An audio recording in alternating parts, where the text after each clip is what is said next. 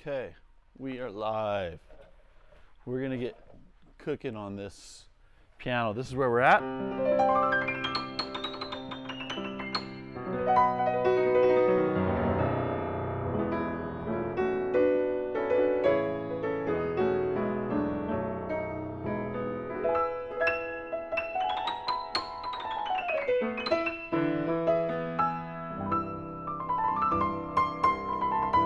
This is getting good. So we just have our cheap mic right now on it. It's mono.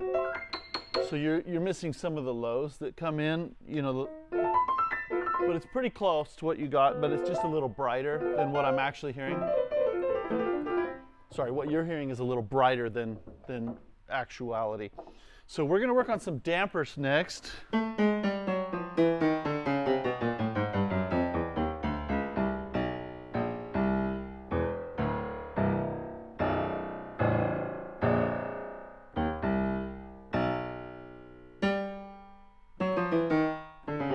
But it's gotten way better just sitting there. So there's not as much issue as there used to be.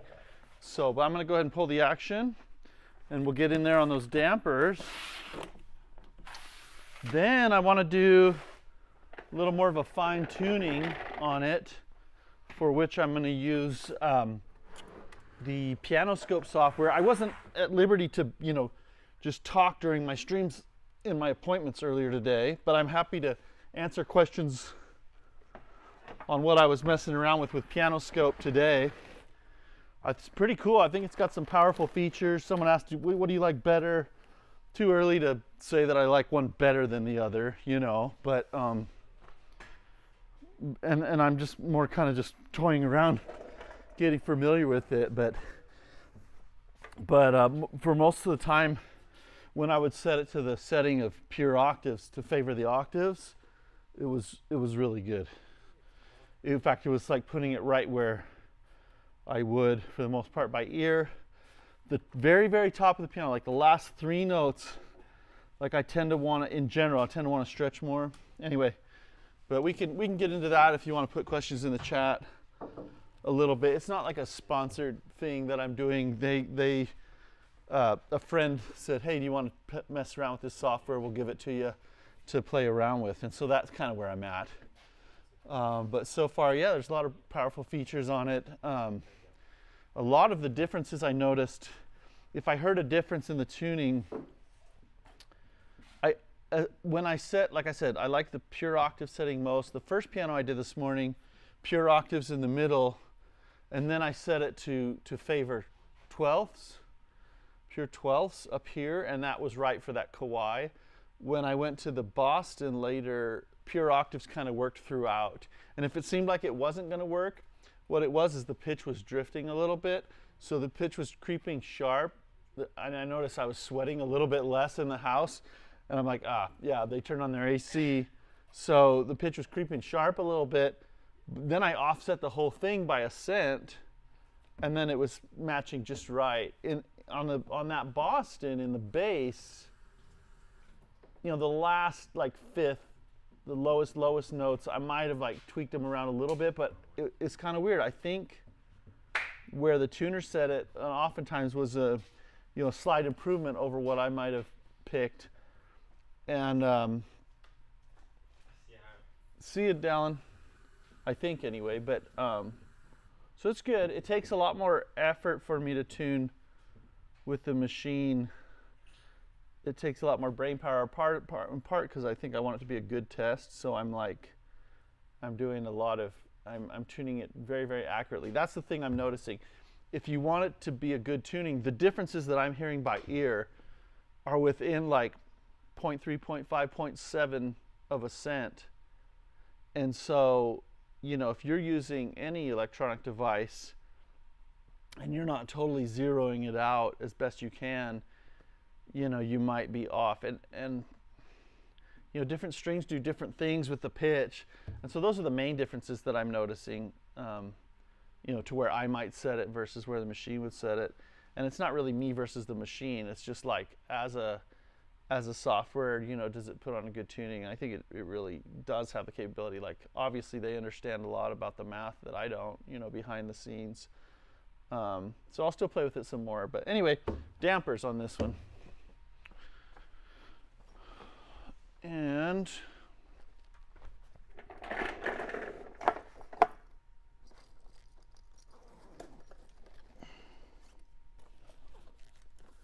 I'm going to grab my damper tools. One of the most common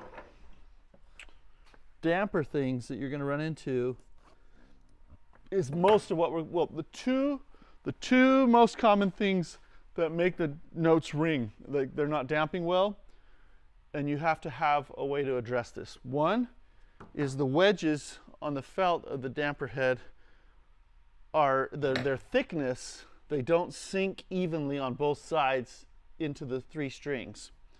So you'll get the outside string, one side or the other, singing when it's kind of caught. And so you have to squeeze one of the wedges skinnier so that it can sink deeper and engage all three strings. That's one of the most common things that you have to deal with, okay? The other one is just, obviously, like if the damper's twisting when it comes up, that'll mess it up. But it's really spacing the head over the strings, especially in the bass. If it's not spaced directly over the two strings just right, you're going to get one string singing a little bit or a harmonic as it lifts down. So those are the two most common things I'd say. Maybe the third would be the front to back tilt of the heads. If one side is kind of really floating a little bit and it's not making solid contact as much with the string, you might hear a weird harmonic that kind of rings on. But anyway, so that's probably what we're going to be addressing most of all on this. So let's do it. I'm going to grab my screwdriver and I'm going to grab something to pluck the strings so I don't touch them with my hand in this case. I don't know if, I'm pretty sure, it seems like Steinway either lacquers their sets of strings. I'm getting the strings from the same place, Mapes Wire in Tennessee, that Steinway does. I'm getting the same sets, but either the factory lacquers their sets so they seem a little more impervious to staining, or they're just aged more or something and they're discolored a little bit already, and I don't know. But the new sets that I get in are very, very touchy. Okay, I'm going to start from the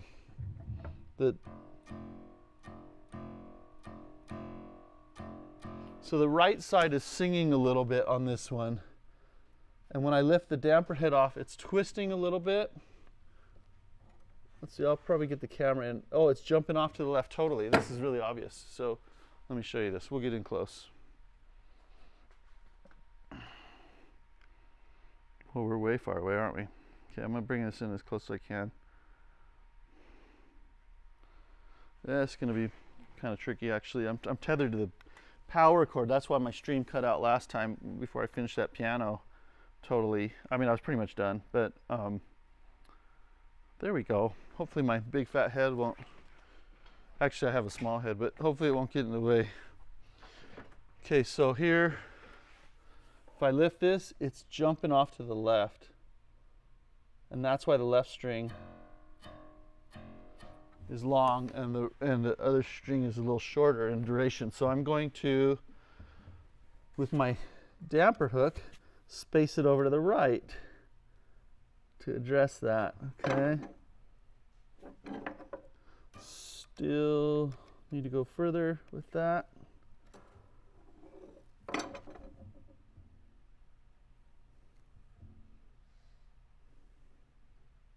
Went too far. Sorry, I'm right in your way, I know, but I have to kind of see. We're competing for the best view here. I'll show you maybe as I get on, but I'll just describe what I'm doing in this case. Maybe down the road we can have some better footage of it. But now it's jumping off to the right. So I'm gonna keep backtracking a little bit to the left. Okay. Wow, I just overdid it, and now I'm having to go quite a bit further back.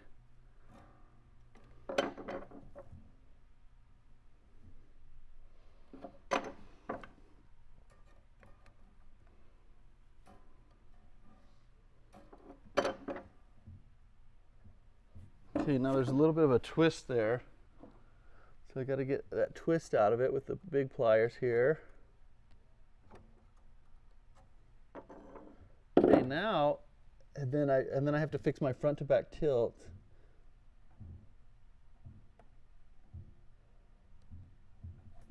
I can tell when I drop it on the string, it sounds kind of quiet. Let's hear what it sounds like. They're both kind of singing about the same now. I'm changing the front to back tilt a little bit. There, it's shorter.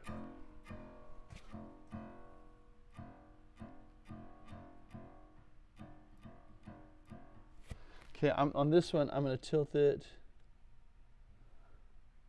It's still coming off just a little bit. It's favoring the, it's sitting on the left string just a little more than the right, I think. So I'm going to fix that. And tilt that head a little different.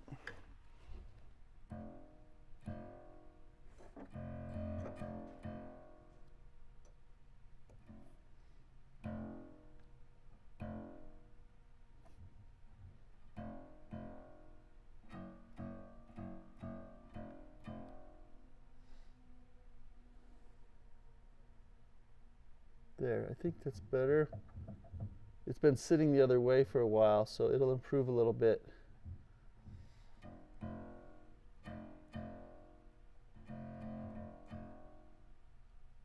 There, I think that's good. Okay, next one looks good. Of course, it is singing a little bit more on the right side.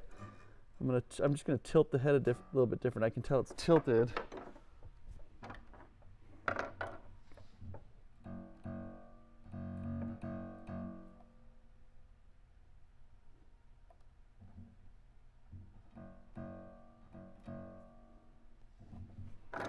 It's not like jumping off the strings to the left that I can tell, but it's the right string is singing a little bit compared to the left, so I'm going to space it over to the right to hopefully make better contact with that right string. A little more.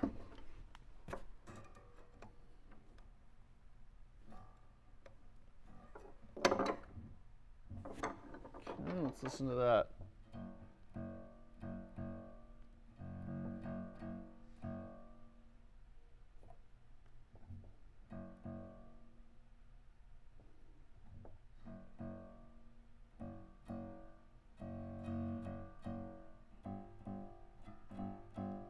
I don't think there's any big issue with this one, but it is jumping a little bit. It's twisted a little bit. I'm going to center it on there. Take out the twist here.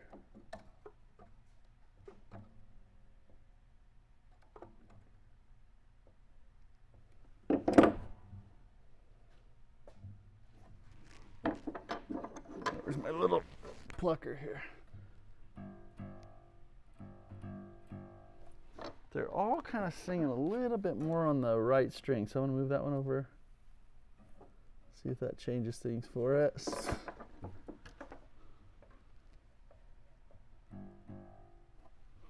Get rid of a twist here. I know I'm right in the way, sorry about that. No other good way to do it, I don't think.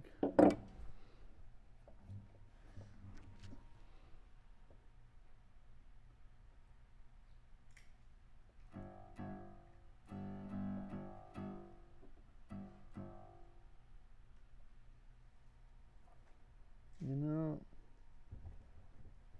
I'm going to hook it over to the right a little more. The right string is singing still, a little more than this one. Let's see if that's too much there. That's probably good.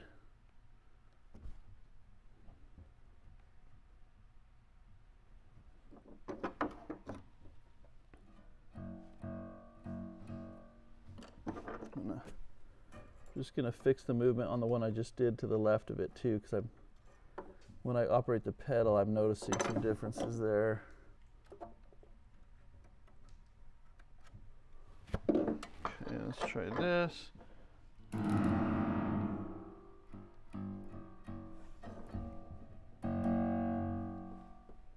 That one's not damping so well.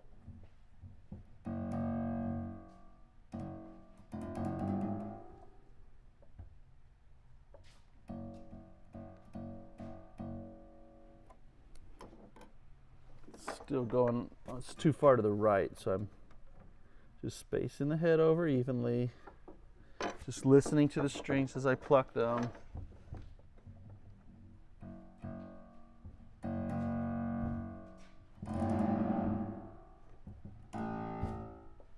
Okay, I think we're pretty good in that section for the most part. I don't remember hearing anything weird anyway when I was playing it, just improving it just a little bit here.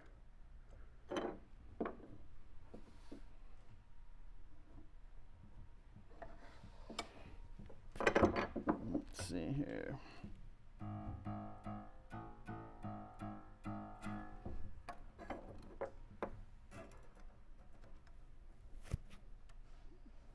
Okay.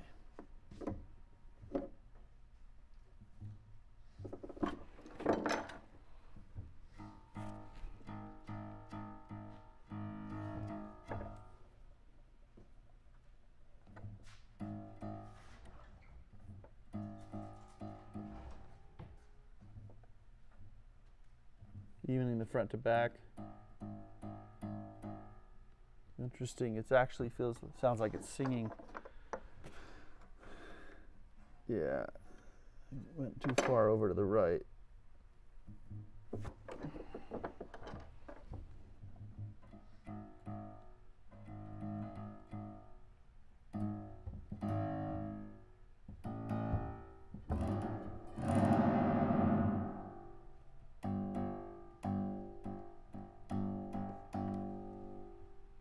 This one I'm going to move to the left a little bit.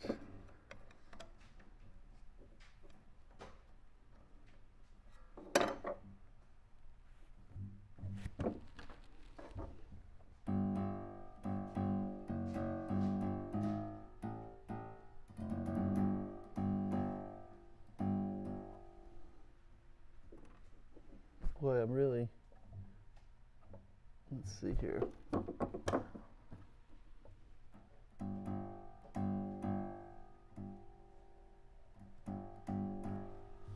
That's just the angle of the head there that's the issue on that one.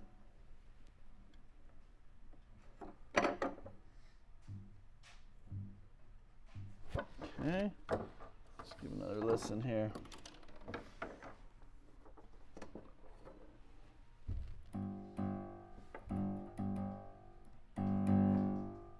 There, that's pretty clean. Right now it's jumping off to the left, but it's damping well. I'm going to leave it there. Okay, this one is not, it's just not getting deep enough into the things. I'm hearing the outside strings, but I think we just need to squeeze all the frets on that a little bit. It's also sitting a little higher. That will make the head sit down even with the others too. So I'm just going to squeeze it a little bit, especially if I see a fat side, you know, over another. Just let it come down a little deeper into this. Okay, let's see what we get there. Usually when the outside strings sing, you need to spread it in the middle somehow, but I think in this case it just wasn't seating down as far. So I'm going to start there first. And I need to fix twist and all this. Okay,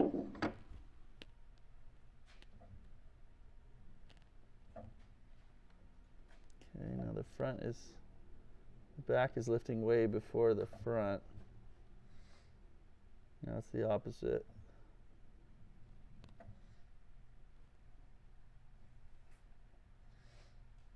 I'm just trying to fix that.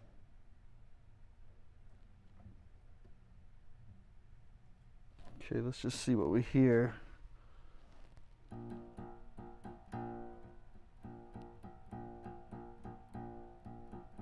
So clearly the left side is singing more.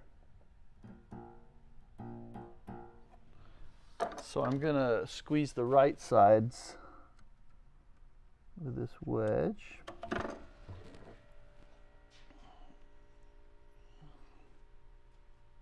Get those down a little deeper, hopefully. Okay. Let's see what that did for us.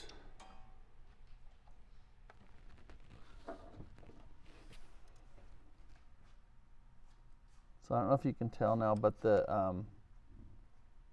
well, I'll get out of the way and then you'll be able to tell. Okay, so I tightened it. I need to get rid of that twist, center it over the strings again.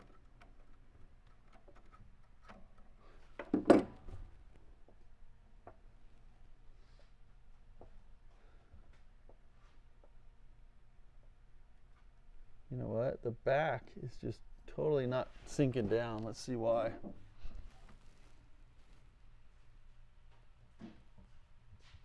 There we go. It was just kind of tweaked. I'm going to fix the twist a little bit. Okay, let's listen to it.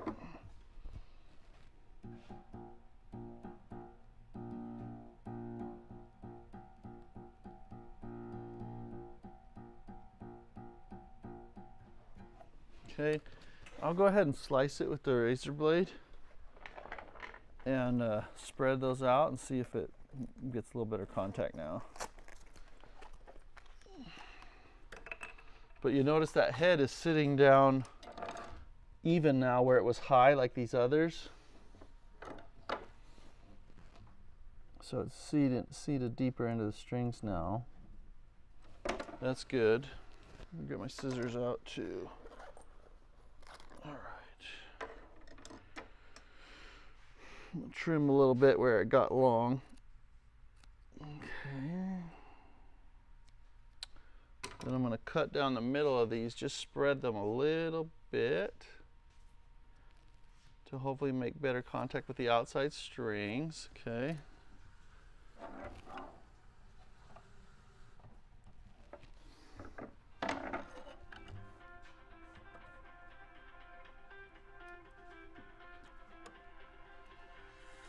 Just can you hang up on that? Is that okay? Thanks, Linda. Okay, let's do this. Straighten it out first. Twist. Okay. I still think I need to squeeze them all a little more.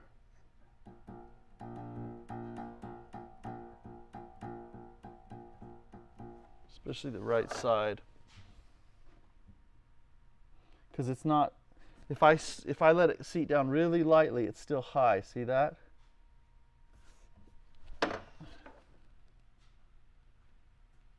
Yeah, I still need to squeeze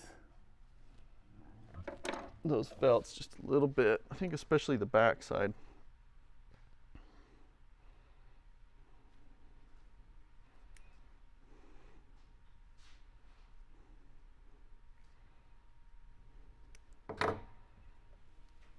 This is going to be one of the hardest ones because the strings are the thickest of these notes that have 3 strings. These strings are absolutely the thickest of all of them, being the lower notes.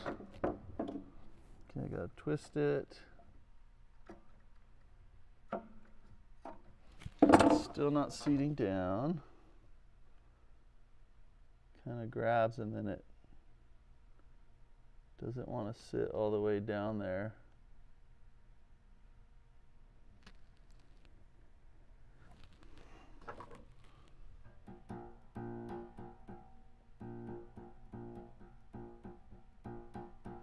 Okay, the right side mostly still. We'll do some more trimming, more cutting. Maybe I'll trim the left a bit and cut the right. When I trim, it kind of puffs the felt fat again a little bit. if I've squeezed it skinnier. So then want to squeeze the right sides for sure. See if I can get them skinnier at all. I think it's mostly the one side.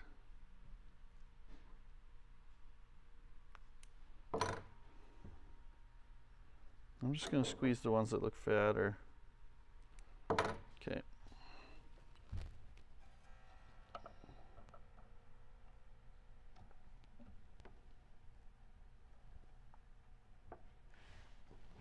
Got to kind of line these up. This is like extreme. This note here is like extreme damper issues kind of thing, because it's a little harder to work on than the others. Okay. Still not seating down into that string very well. I want to visually look at the back because I can't tell where we're getting hung up. I think it's in the back. Yeah, it is. Okay. It's actually the back left wedge more. I can visually see that it's fatter. Okay. So let's see. And once this kind of comes to a rest fully down with the others, then I know we've probably arrived. Okay. But it's this one here.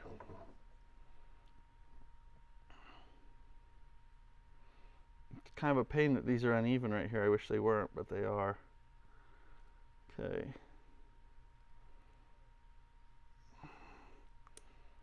Okay, got that one.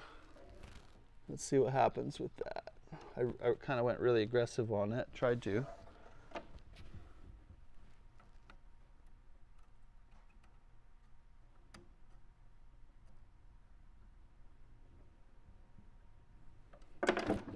Let me get my pliers and twist this straight.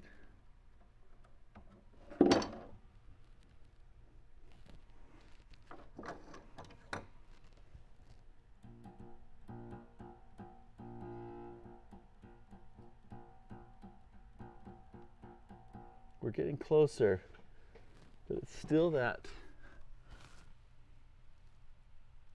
Well, now it could be the back right. So it's the back wedges for sure though that are keeping me, because the front I can see a gap between it and the strings.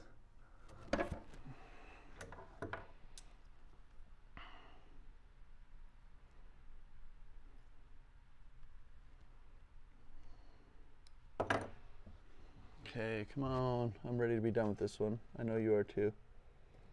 We'll get it. We'll get it.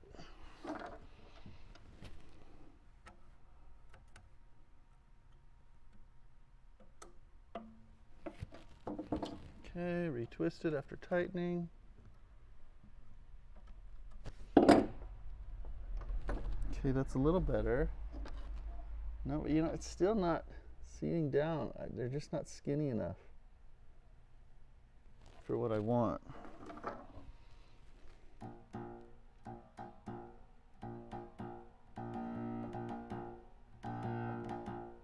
But it might be fine. It's actually damping pretty good. Maybe we'll let it wear a bit. See how it goes. Yeah, that's way better.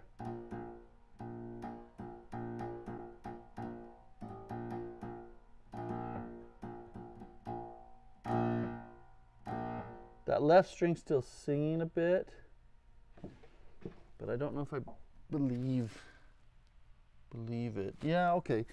Back right. I'm just going to go a little further on it. We're almost there though with this one.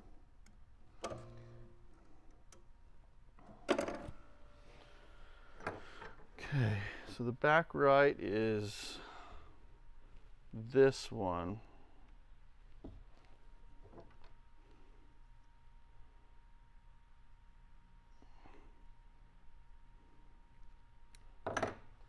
Okay, let's try that again. Although that was damping pretty well, so I'm encouraged by that little test.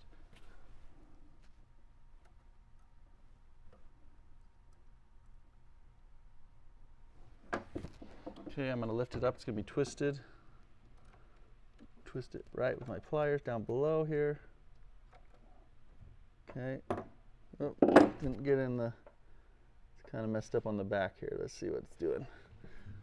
Doop. Okay. There, that's sitting down a little better actually, I think. Well, maybe not that much better, but it will, it will.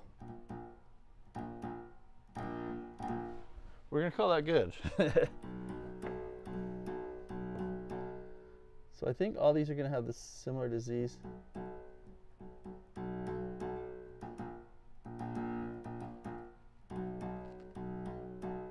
This one I'm going to squeeze the right side, right felts. That's where I'm hearing because the left string is singing, right? So the left one's skinnier. If you look at this, see if I can get this on camera. And I've shown this before, but look, that right side wedge is fatter than the left a little bit. Okay, let's look at the back. See if it's the same. Yep, the right side. See, that's still the right side. The right side's fatter just a little bit than the left.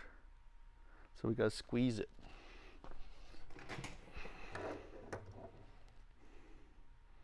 So we'll squeeze both the right sides.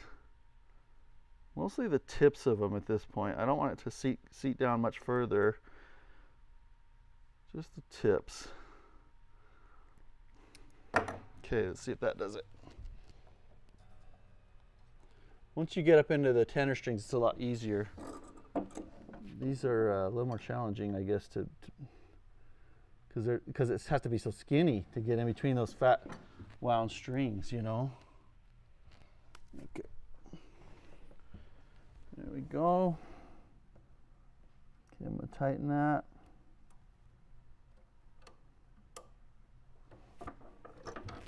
Oh, wow, that one's not twisting much after tightening it. That's fortunate.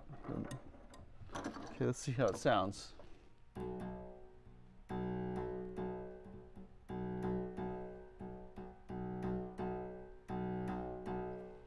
Okay, I think we're going to need to cut the middle of that one a little bit. And I'm going to squeeze the right a little deeper than what we went. Okay. Squeeze the right deeper and slice the middle.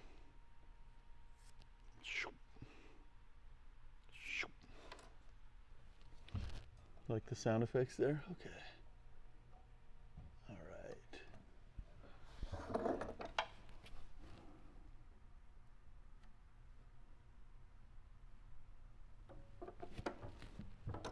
Okay, let's see what we got here.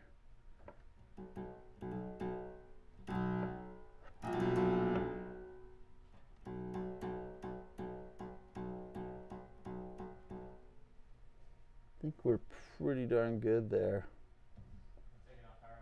Okay, see you, Lennon. A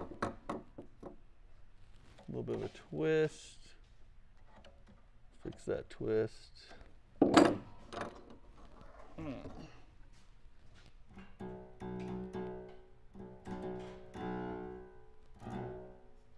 No, it's not good enough for me.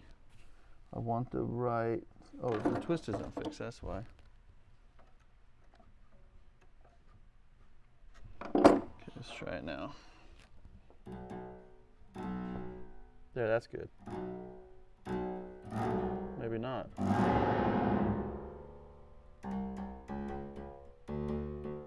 See how, I mean, we're getting way better than these, right?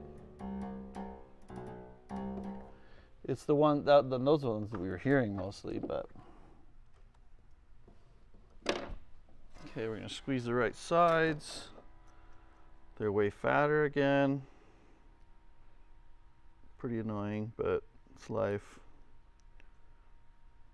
All right.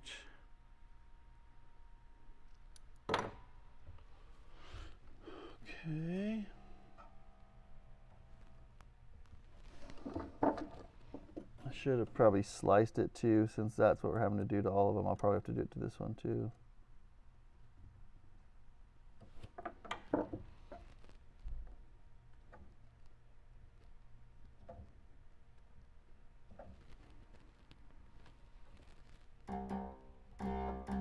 That one's good. Okay, this one, we're going to squeeze the right again. And I think I'm going to split this one for sure.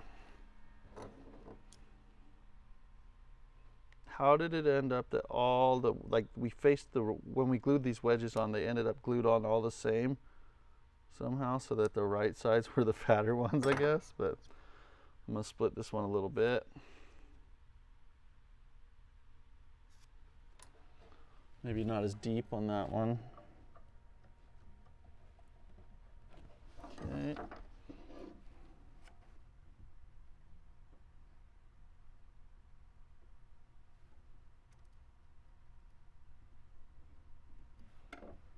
Okay, we gotta twist that one.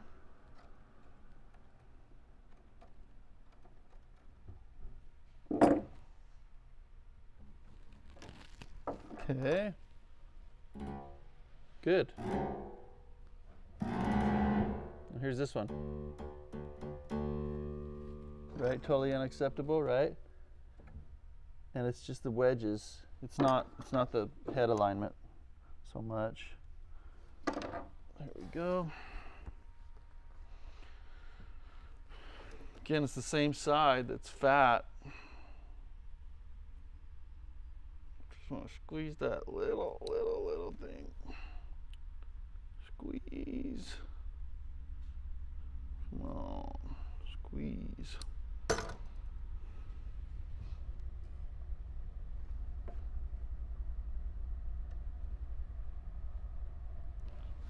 Okay.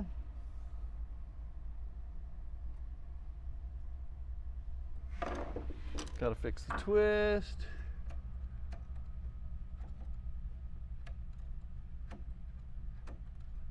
Fixed it a little too much there the other way. Okay.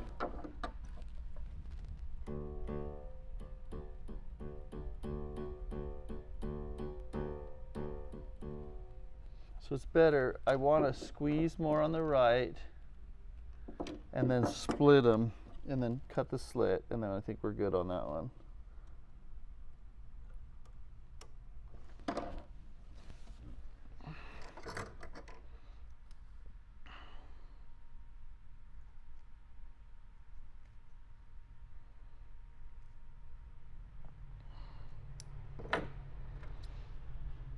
Cut my slit.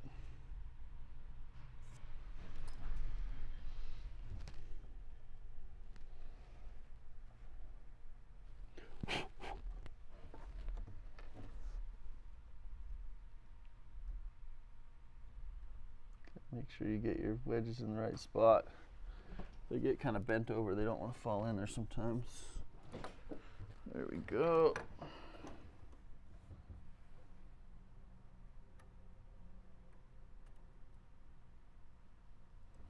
All right, fix the twist on that. Get him to drop in there. Okay.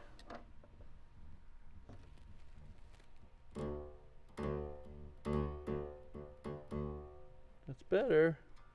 Really, it still needs to be squeezed on the right side a little bit. I'd rather overdo it at this point because I think the felt might kind of recoil a little bit. So I'm just going to go with a deeper squeeze. And hope that that's what we needed. I'm going to trim these. They're getting pretty long now, the ones that I've been squeezing and squeezing.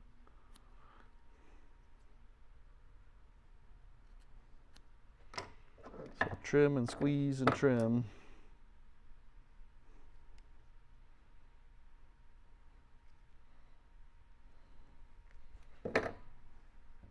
Okay, let's try it.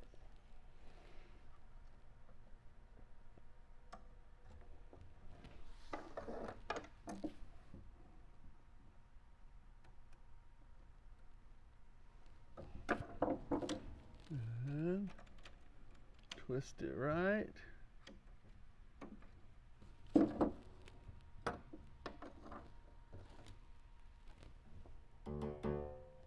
going to tilt the front a little bit further forward.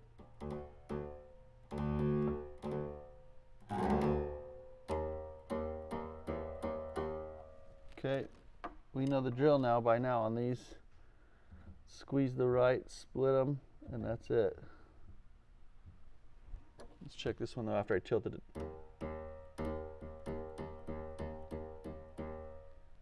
It's pretty good, but there's a harmonic. See, it still rings longer than the others. Squeeze the right and slit it.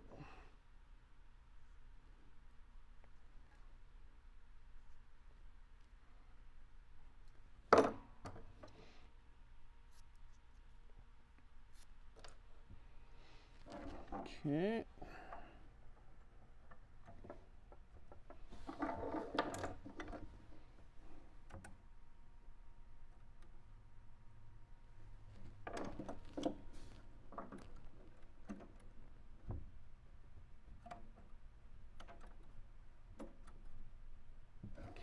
So we got here. You know what? My head is spaced wrong on the note that I just did. I can see that more clearly now. I'm going to space it to the left. That'll help stop that left string that was singing on it.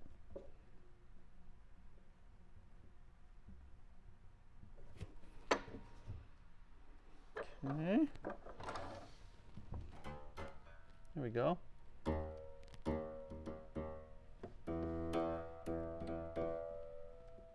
Interesting on this one. Have to squeeze the left on this one and possibly change the tilt of it quite a bit. The back's lifting quite a bit before the front, but it's also a shorter damper, right? But I gotta squeeze the left. These top ones are fatter. So I will squeeze them. And I can't quite do it both at the same time because they're spread too far. Do that. I'm going to go ahead and slit it. And then I'm going to go ahead and tilt it back a little bit because the back was raising quite a bit earlier, which happened somewhat on these end notes, but was a little much. Okay, let's see if we can get this to seat in here fine. Okay, let's see what we have.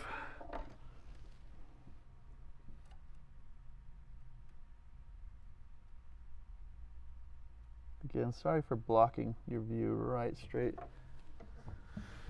but I gotta get it done.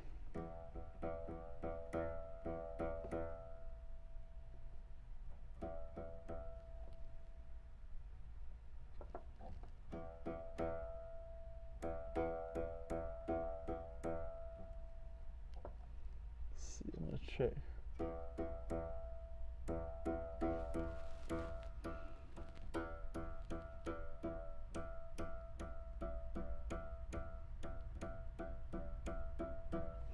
Just hearing this harmonic.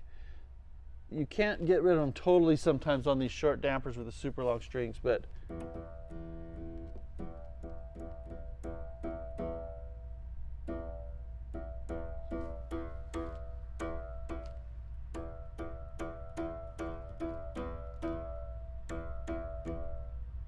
that might be as good as we can get on that.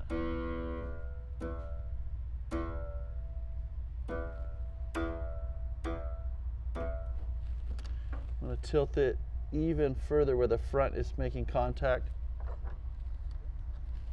more with than the back. Let's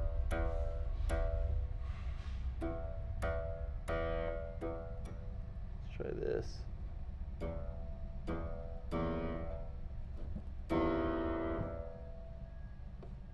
I hear that harmonic pretty strong.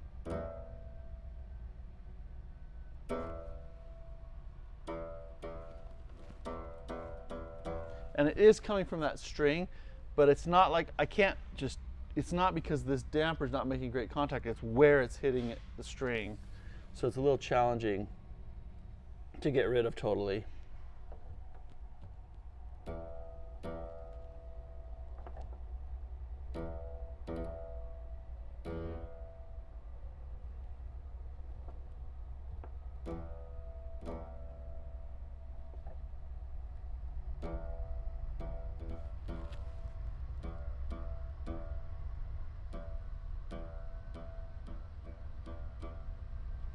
I'm going to try and cut it a little deeper on the spread. See if I can get this front wedge to make better contact with the string on the right side of it. I'm going to put a little piece of my cuttings here into the, stuff it into the damper. That'll help it spread better. I'll trim it. So I'm just stuffing that into there. It's going to provide some spring on the damper. And I'll do it again with the other wedge on here.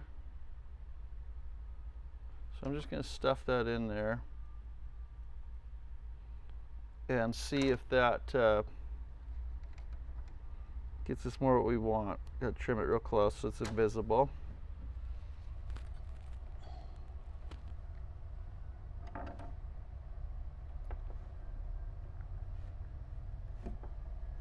Okay, let's see what we have on that. See if it did what we want.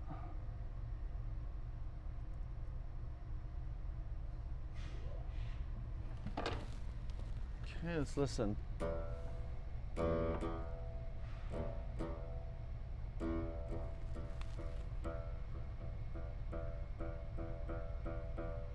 I'm gonna do something a little unorthodox. I'm gonna twist it purposely off of right onto the, just a little bit so that it makes better contact with the right string in this case. There, that harmonic's a lot quieter now. Still there, but quieter. Okay, let's listen to the bass. I don't hear anything ringing through, right? I think we're pretty good there.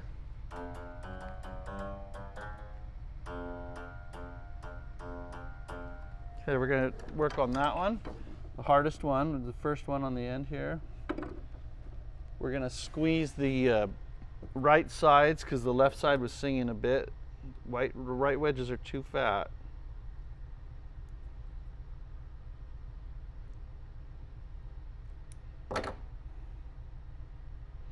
I'm going to go ahead and split it like we did the other one and put some material inside of it.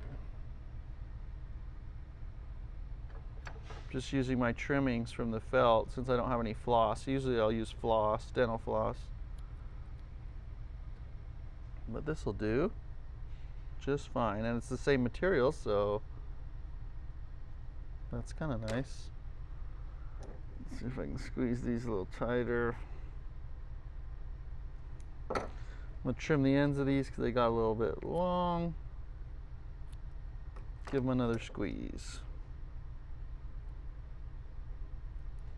Okay, let's see where that puts us. We've got a train outside making some noise right now. Let's see here.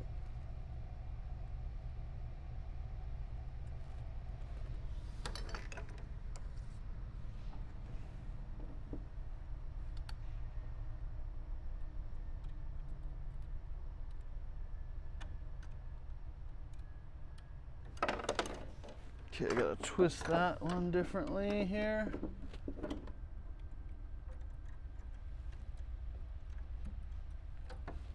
Oops, I can't quite get it where it needs to go.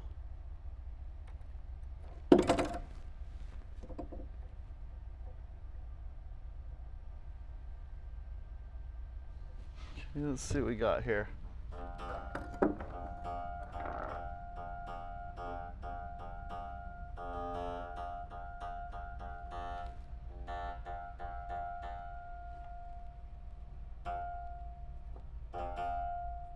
I'm going to make it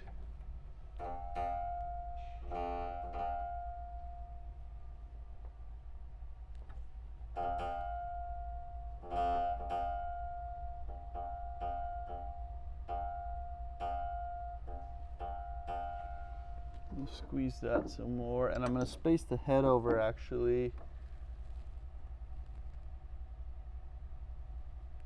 Yeah.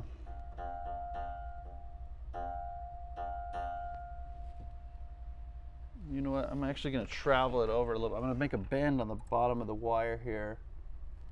It's gonna make that lift a little more solidly over that. Went a little far on it, I think, maybe not.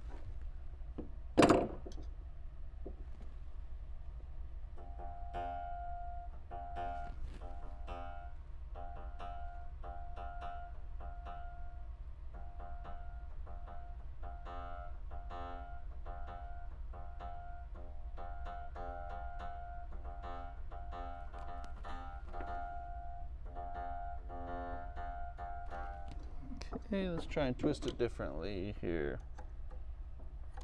See if that makes a difference for us.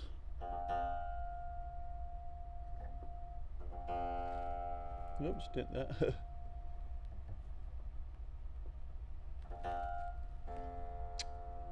Kind of messed up the wedge that's in back of it. There we go.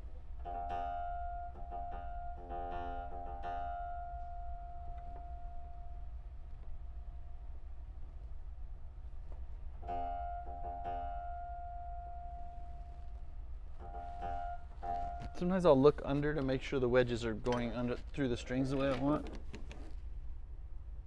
They're going under fine. So I might want to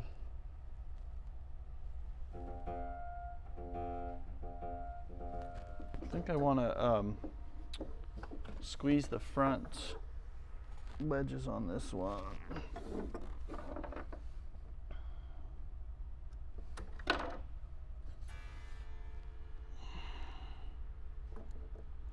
Kind of both of them. I think they're impeding the back a little bit.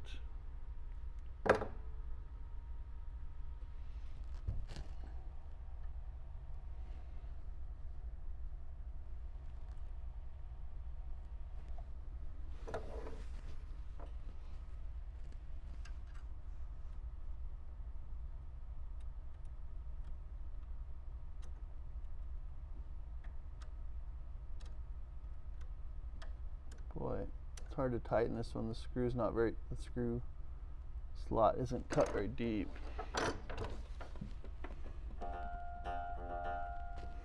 Okay, I'm gonna twist it correctly. Where's my pliers here?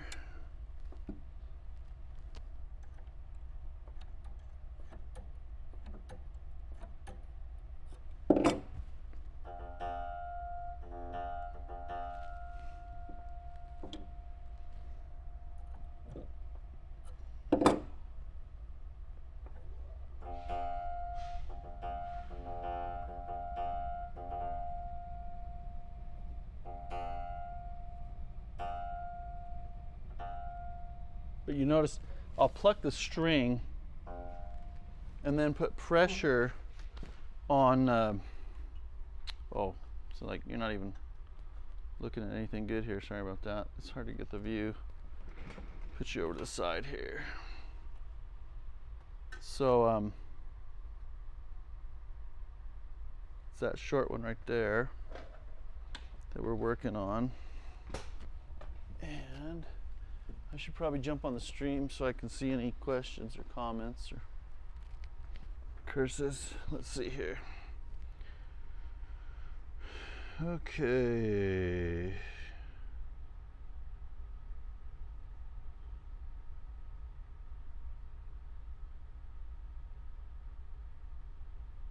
Let me jump on here.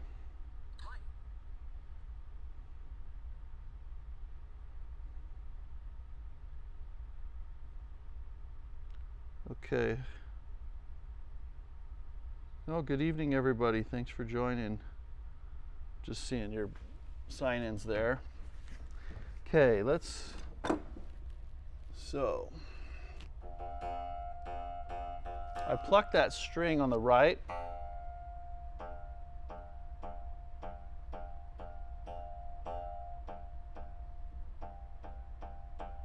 But it sings no matter where. Now I'm pushing it really hard and to the right. So I'm really putting a lot of pressure on that string to kill that harmonic.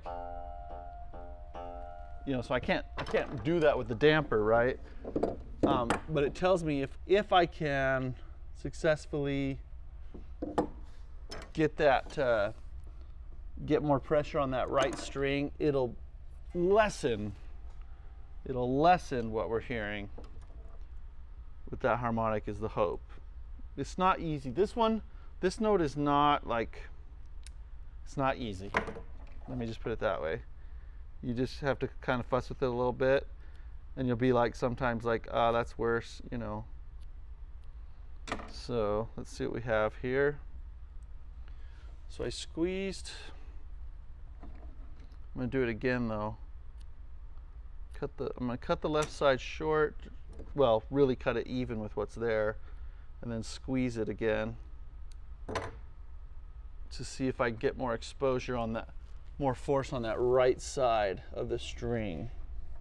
And this felt is very soft, actually, this damper felt that they use. So it doesn't have a lot of force to necessarily push against that and make it quiet, but it's really soft. It should, you know, in other ways it damps really well. That's pretty good. It's still there, right? Which is annoying, but maybe even if I just squeeze a little bit more, or here, I've got it, right now I've got it twisting to the right to try and artificially put some pressure on that string. I'm going to twist it straight now because the left two were singing a little bit. I hear it there on the right string, hear it on the middle, hear it on the left. Even when I put pressure on the head, that harmonic is still there.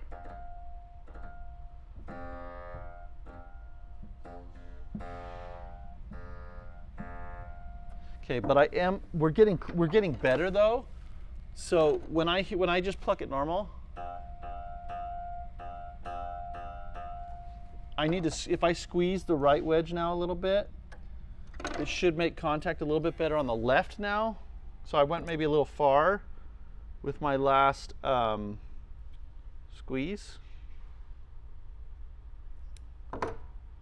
The nice thing is once you get it working as well as you can, as it plays in, it usually damps better, not worse over time. You know what I mean? Like older pianos, you can see the dampers like crooked teeth everywhere, but they're still damping pretty well. And it's like you can't make them not damp well unless you move the position. So that's the good news about this. Okay, let me just twist this after tightening it. Okay, let's hear it now. That's pretty darn quiet for that string. Now, I've already mated the strings to the hammers.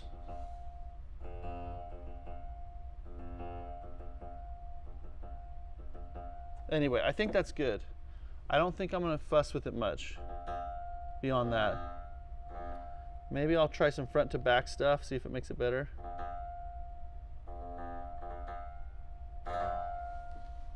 It kind of cuts it a little more.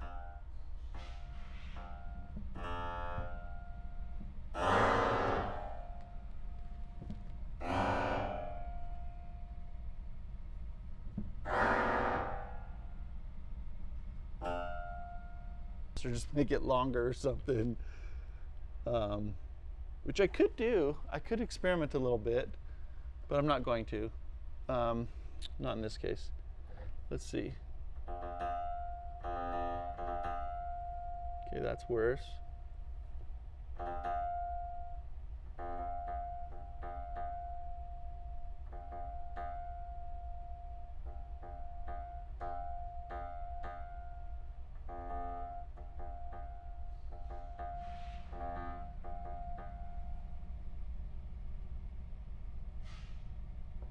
You know what? Just kind of thinking through.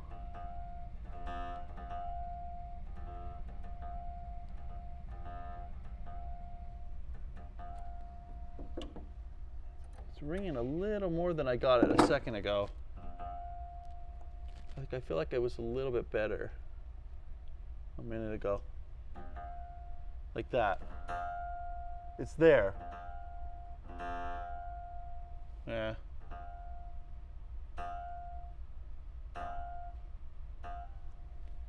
Okay, let me try going to the twist a little bit off.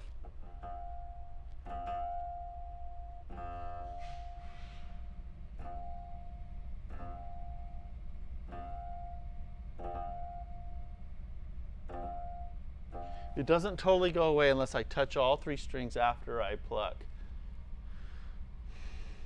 I kind of want to try something. Just for fun. I can always go backwards if I want. I want to see if I make a long piece on the front that extends further. I'm just talking the felt here, extends further beyond the head. I want to see if that will damp better, okay? I'm just going to do it since we're kind of in experiment streaming mode here a little bit. So I'm going to get the old felt off there. Done. Okay. So I've got that off. I'm going to get another piece.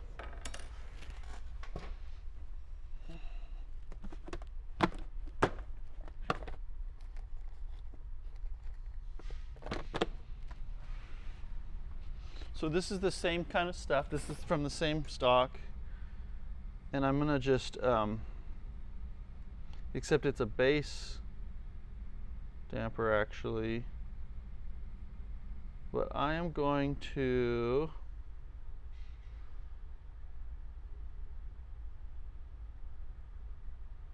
I might end up taking this rear one off because it's fatter wedge than this here, but I'm just going to tack this on here with some glue and stick it in there and see if that will do it. Just kind of extending that damper beyond what. Oh, let me zoom out. I'm sorry. I've had you. Anyway, here's this wedge. We're gonna see if we can stick it out further than the head, although that's not great, you know, but if it makes it better, I want to see. So I'm gonna grab some glue. Grab some glue.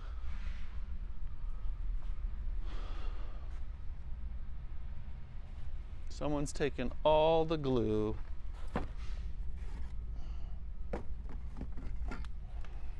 Okay, here's a fresh bottle. I'll backtrack if this isn't going to work, but we'll try it.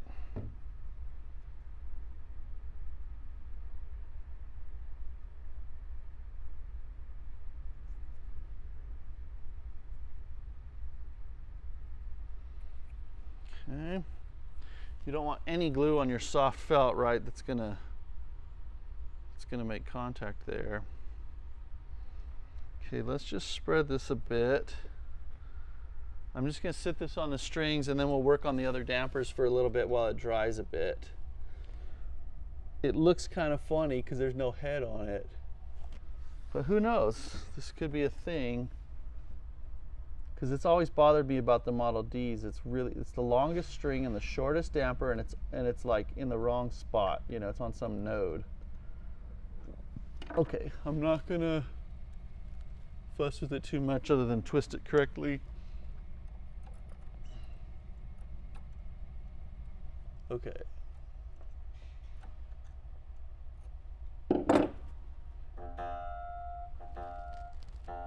That's worse. But a lot of it's because the new piece I put on the I'm gonna flip it around actually because the fat wedge right now is on the wrong side from what I want. The fat wedge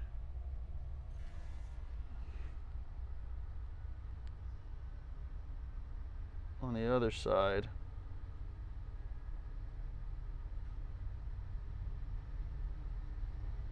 Okay, let's try that. And I'll go ahead and slice it. Just hold it carefully and slice it. Just spread it out like the other one is. Okay, let's put that in.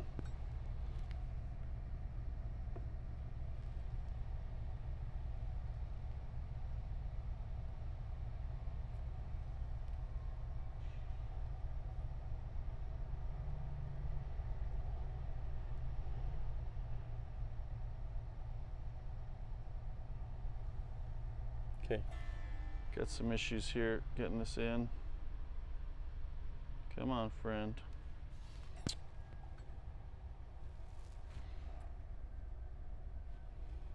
Come on, friend. Don't fail me now.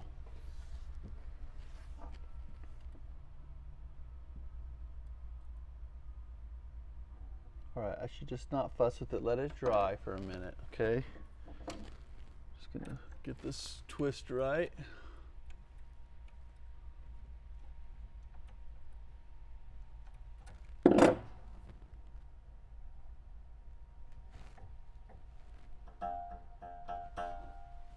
Still there right now.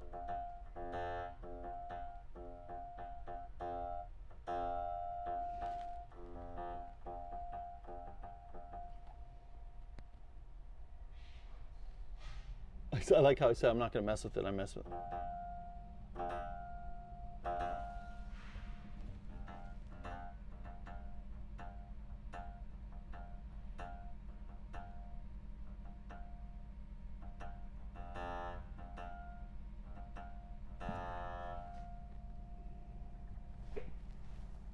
Crazy, man. What's this thing's deal?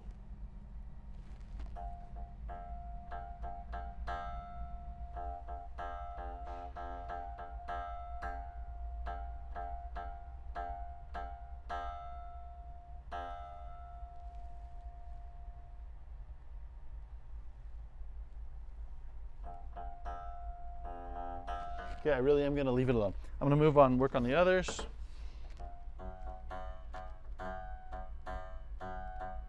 That one just needs to be spread. Just needs to be cut a little bit and it'll work better. So we'll do that. Piece of cake. Cut. Cut.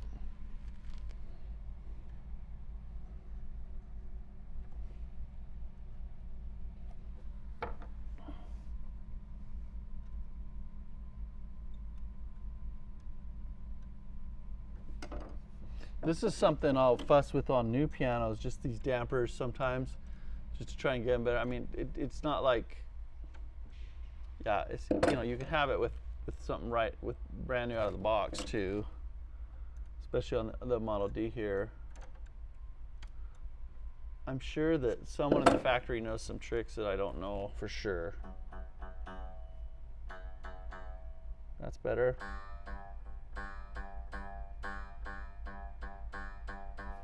Right, that one, the left one's singing because we've got uneven wedges.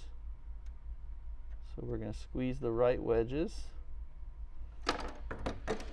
Squeeze the right wedges and it should even that out. Let's try it.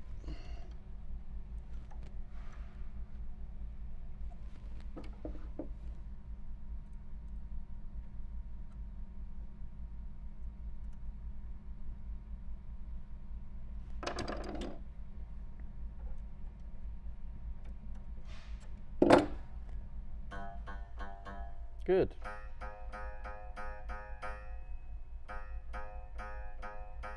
Okay, this one we need to squeeze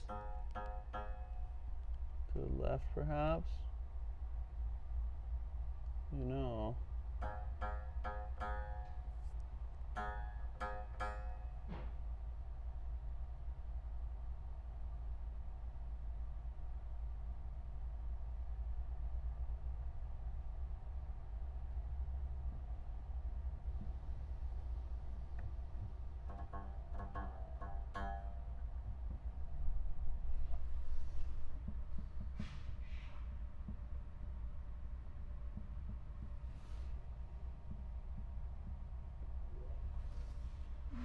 Space this out a little bit better. I'm seeing some jump now, you know, with the spacing, so I'm going to fix that. There we go.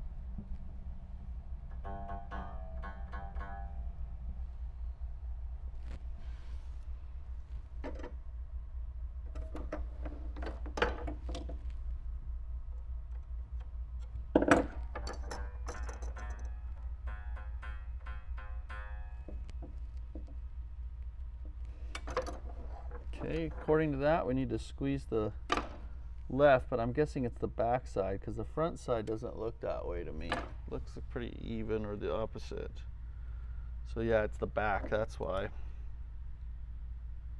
Squeeze the back on that side, maybe a little bit on the front. And make a little bit of a cut and a squeeze. Okay, that should work.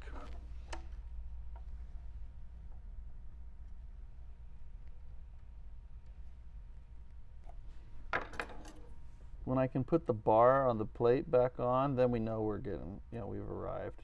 When I don't have to pull these dampers so much. Okay, got a twist here. Okay.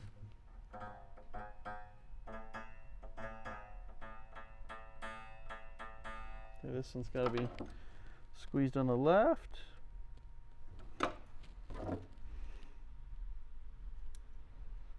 Again, mostly on the back there is where it was.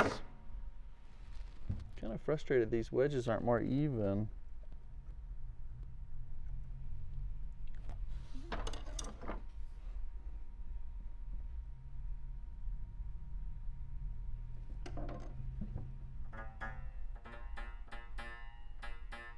Same thing on the left.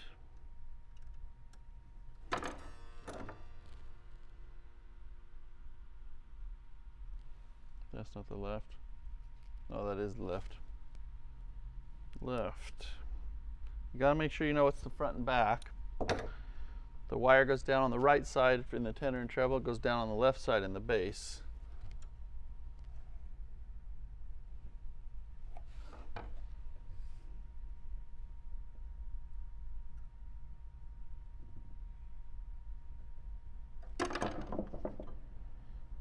Twist that.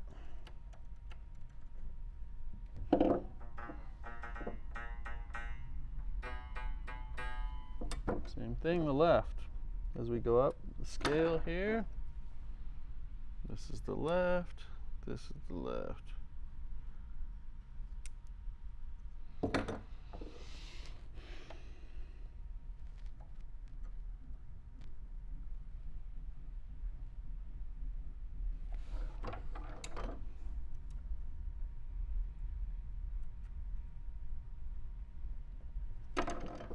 Okay. Turn this here. Just fix my twist is all I'm doing here.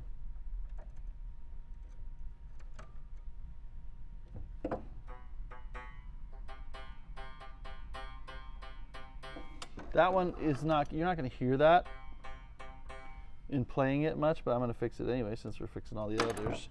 And it's the same thing, we're squeezing the left side. And it's mostly this back one that was the culprit.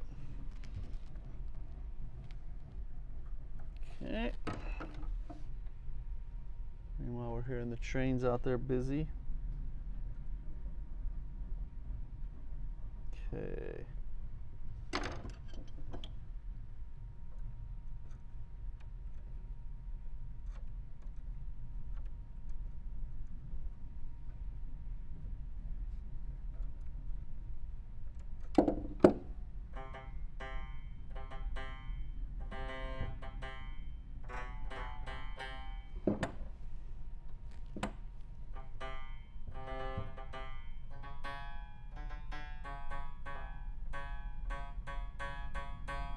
Those are a little longer. I'm going to cut the middle on that because I heard both the sides singing a little bit. So I'm just going to slice the middle of this one, and I'll go ahead and squeeze the other side maybe a little bit. There we go.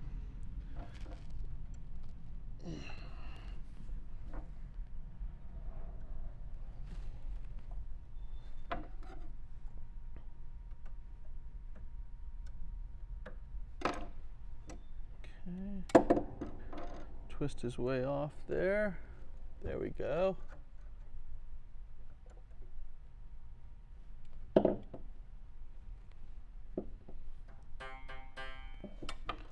This other one, the head alignment is, I have to space it over to the left. It's jumping off to the right when it clears the string, so that shows you just space it over a little bit.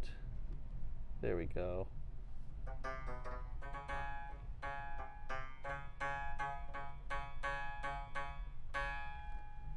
Okay. I need to, on this one, maybe just a tilt. I need to tilt forward a little more because the wedges weren't making good enough contact. And then it's fine. So let's try that. And then I'll also squeeze the right because the left is singing just a little bit. Then that should tighten it up pretty good. Maybe even slit it a bit here. Ooh, yeah, I got my finger, maybe. We might see some blood here in a little bit. I'll have to watch that. I don't want to bleed all over the piano. When you're swiping with a razor blade, take caution. That's the moral of the story. Okay, let's see here.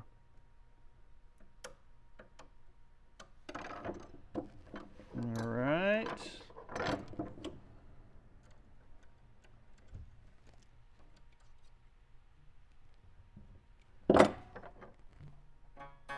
There.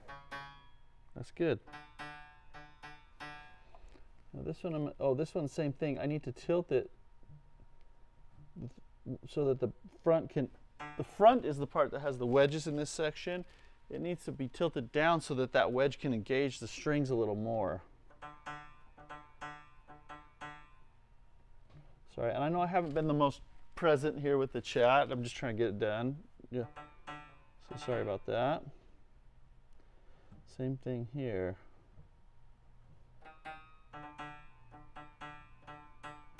Okay, this one I'm gonna slice a little more carefully than the last one because that kind of stung my finger. It wasn't enough to draw blood, but it was enough to sting. Okay, let's stick that in there and see what we have.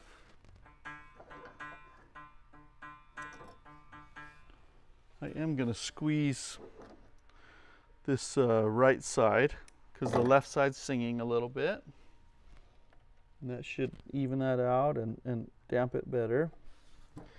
If I remember right, it was actually the G in this section that was the only one that I really noticed that was bothering me when I was playing, but this will clean up all the sound, you know, even the ones we weren't noticing.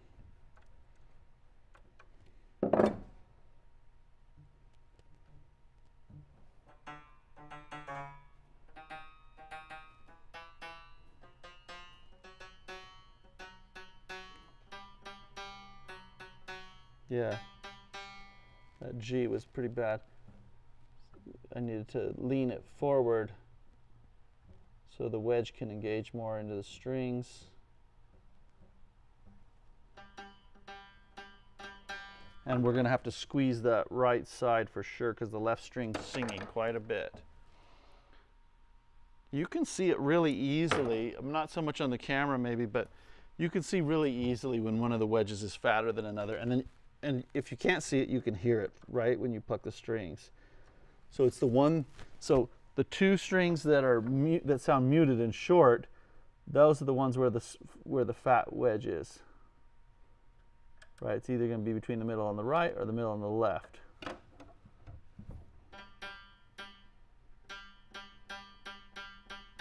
I'm going to cut the middle now because now I'm hearing the left and the right string just bleed a little bit equally. So when I cut the middle, it spreads the felt like a spring and they'll contact the outsides a little better, okay? So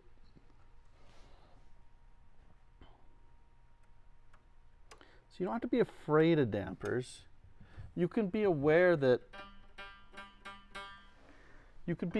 there's certain problem areas that you can be aware of the limitations, I guess, right?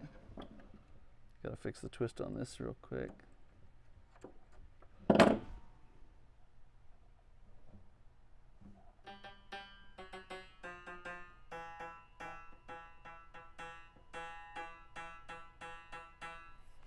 I need to split that one. Oh, that one I didn't address. I had to tilt it differently.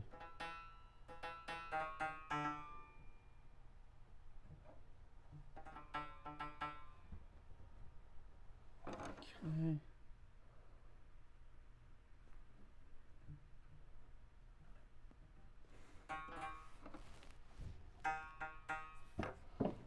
Okay, just about got it here in this section. I didn't notice anything in the treble that was singing really. It was mostly the tenor here and the bass. So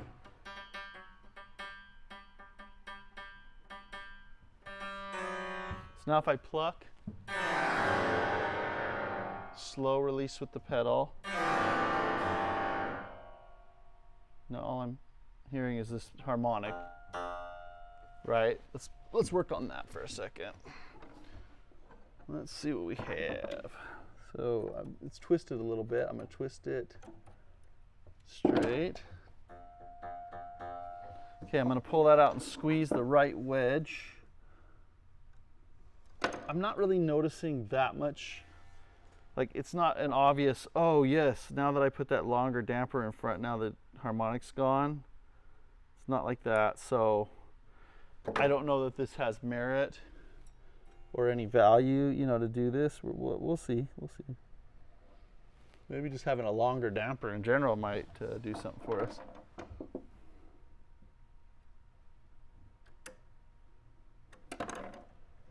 Okay, the twist.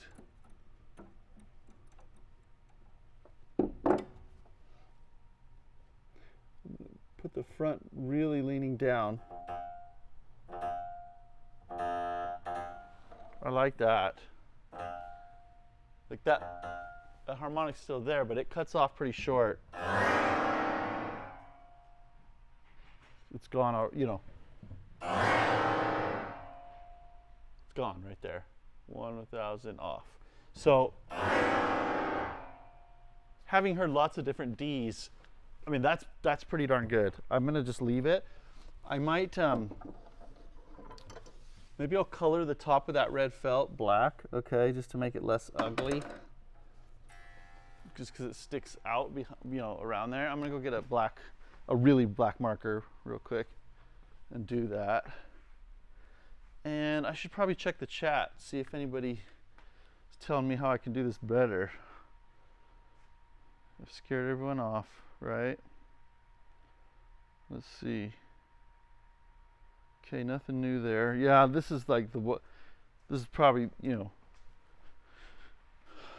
working on dampers is not for the faint of piano heart, right?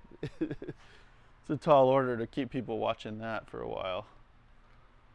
So I'm looking for a really black marker, and I will be right back there.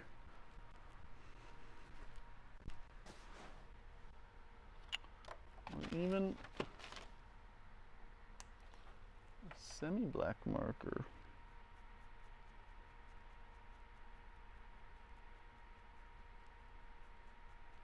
Just so it doesn't draw attention to itself too much.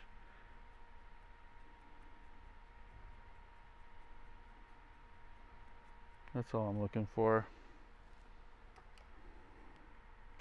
Okay, I think I have one. I colored it a little bit. I'm gonna get one other marker that's even better, maybe.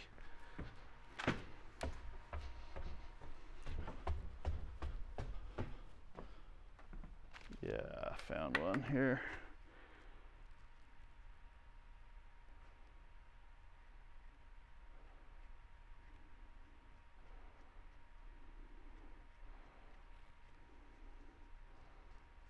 This will hide it.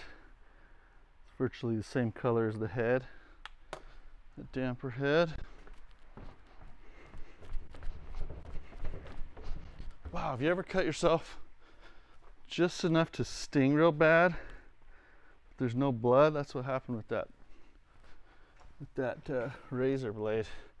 There, I just colored the top of that so it doesn't draw attention to itself. Again, I don't say, oh, you need to do this to every Steinway Model D. I would prefer not to, but I thought, well, in this case we might. Okay. Now since we're talking dampers, we're going to check the treble real quick.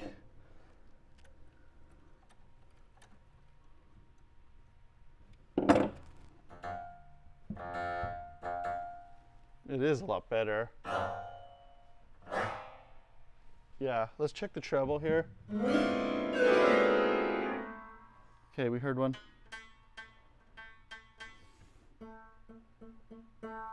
So we got to fix that.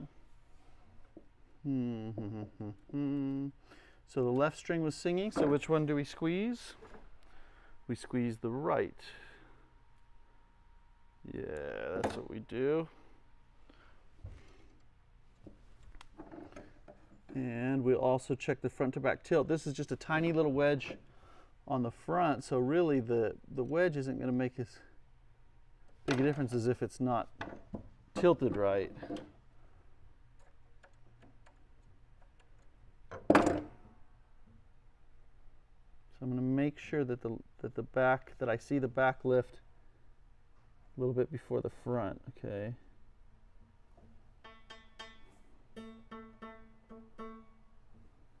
Same thing with these here. And it may be that since they were installed,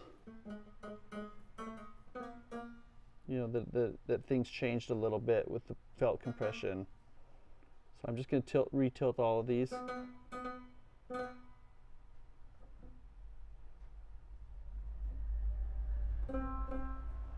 Yeah, this one's not engaging in there. Of course, the left is. That's okay. We need to squeeze that one for sure. We heard the left string singing. We squeeze the right, and it clearly looks fatter than the other side. Alrighty.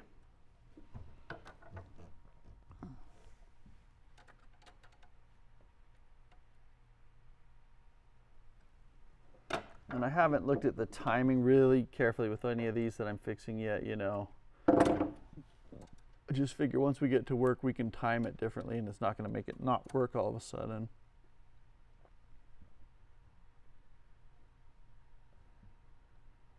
Oh, you know what else? There might be an issue here. I got to check to make sure the pedal has some lost motion in it.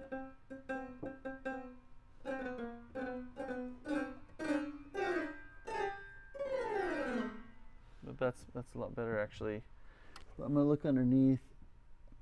Yeah, the tray has lost motion still. So we're just going to stroke these.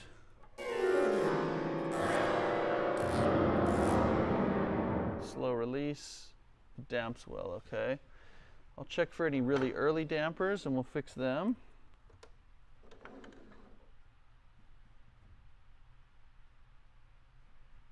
You know, I've kind of got a thing where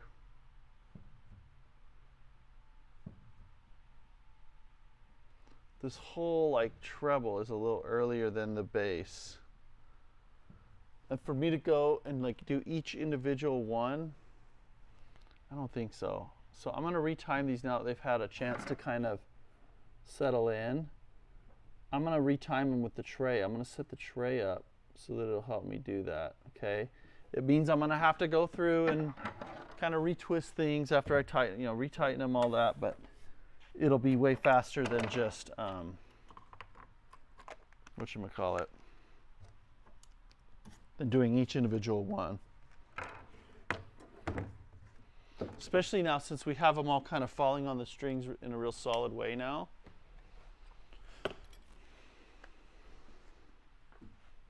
Let's see, see if anyone said anything on the chat here. Oh, I got to get live first to do that, don't I?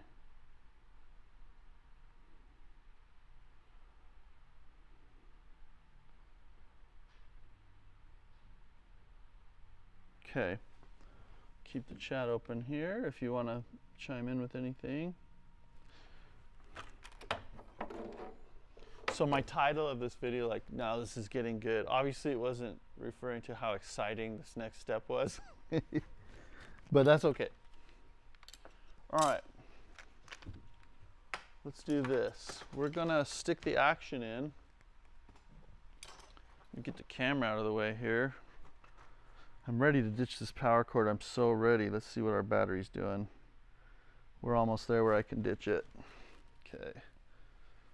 Let's stick the action back in. We're going to set our damper timing again with the tray.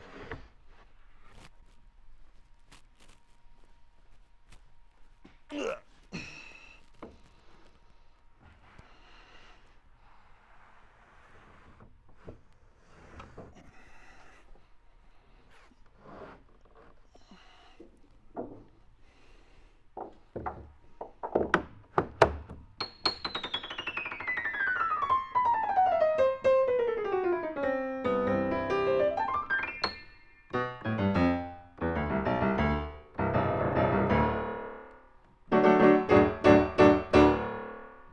The dampers are working great.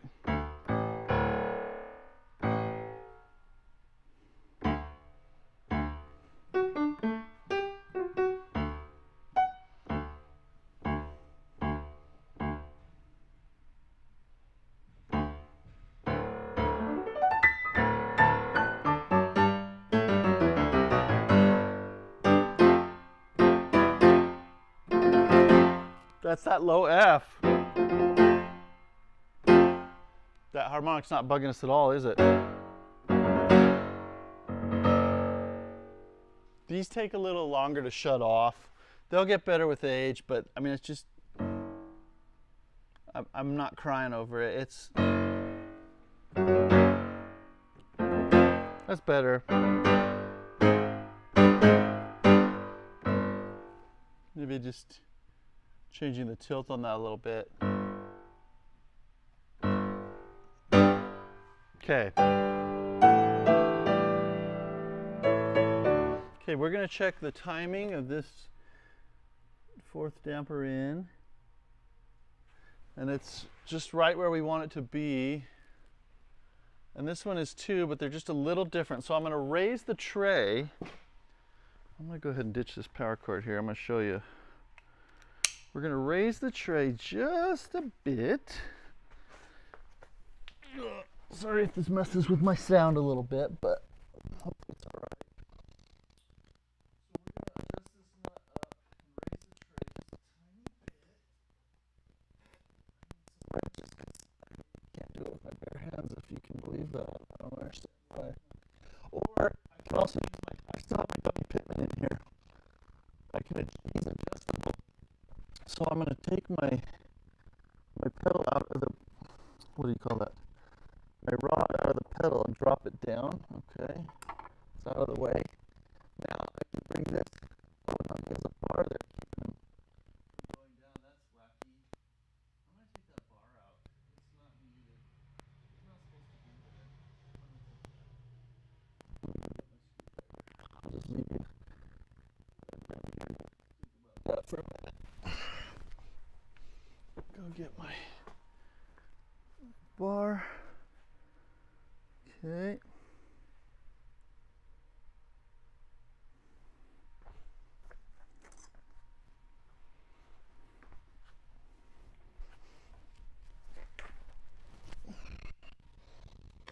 All right, here I go. Someone had made a lot of adaptations to this piano, shall we say, that you could tell didn't know anything about pianos. It was in a school for a long time, so you'll see stuff like that. You know, they'll see something break, they'll think, oh, we need to do this or that. Okay, so I'm just going to lengthen my Pitman here a little bit.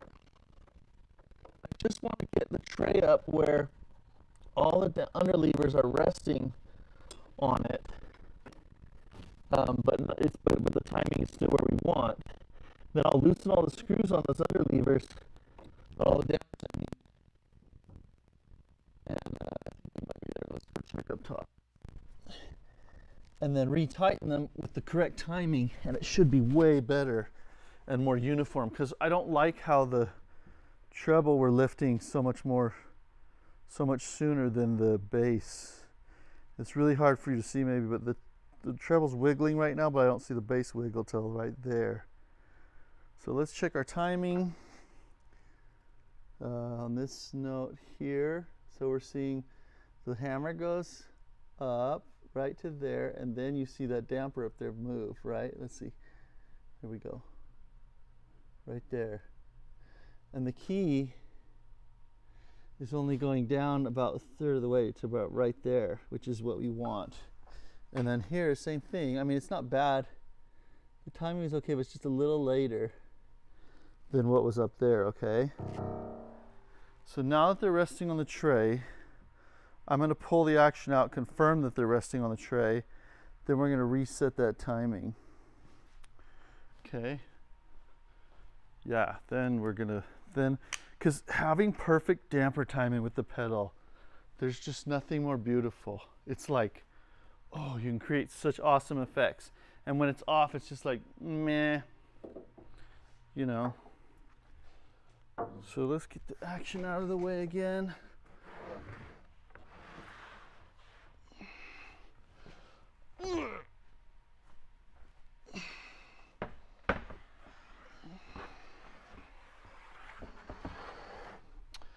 Okay, I'm just gonna peek in here and confirm that that the tray, that the damper underlevers, these are the underlevers, right? And this is the damper wire and so forth.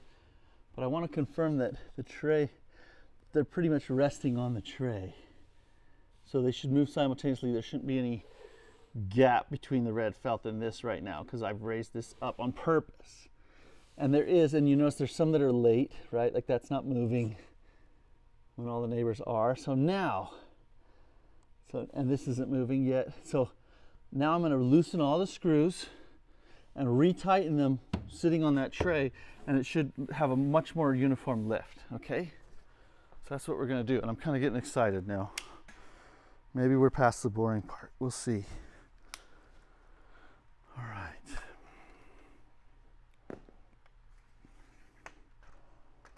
Okie doke. I'm going to just make this shorter, my tripod, and you can look in here while we loosen and tighten screws.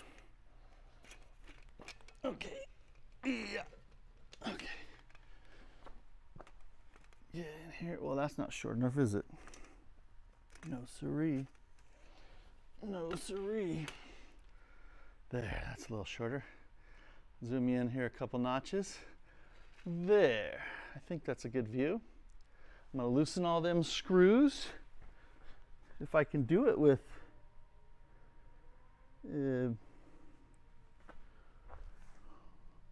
this special tool, I will, but it's not worked for me yet, right? This one that has a screwdriver that's captured there. Where is my, aha. So nothing special. We're just going to loosen all the screws down the line. This one actually is working so far, which is magnifique.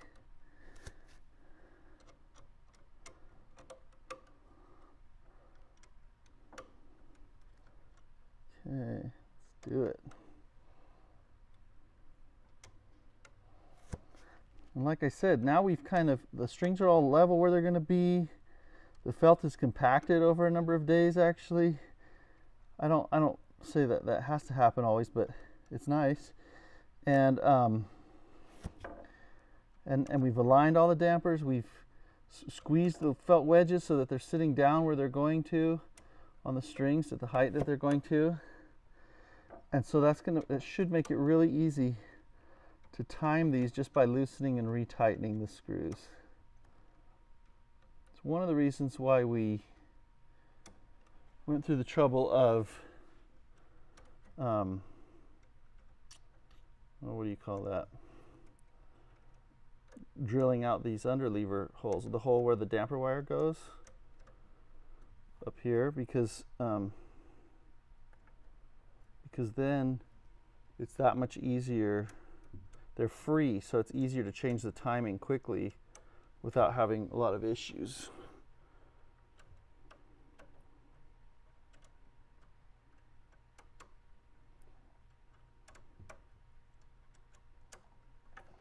So it's easy to loosen with this tool, at least on this piano. It's just the tightening's not going to happen for us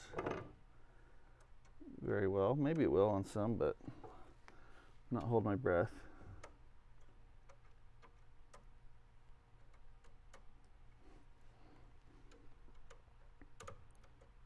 So here's where things might change the most. As I loosen these were lifting the earliest in the middle. So when I loosen it, it sinks down deeper into the hole, the wire does. So then when I retighten, they're going to lift later because that wire's now shorter. And what makes these lift is the back of the key coming up and hitting this underneath there like that. Okay, so it'll hit it a little bit later, but the main thing is that it hits it all at the same time.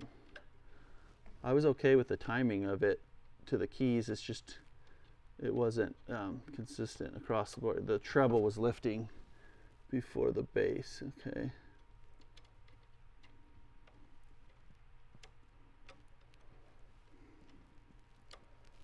All right.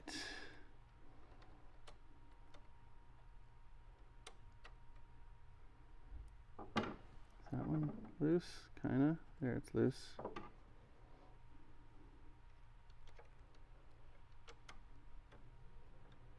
Okay. So it goes, the loosening goes faster if you have a tool like this that actually works, which right now it's helping us a little bit.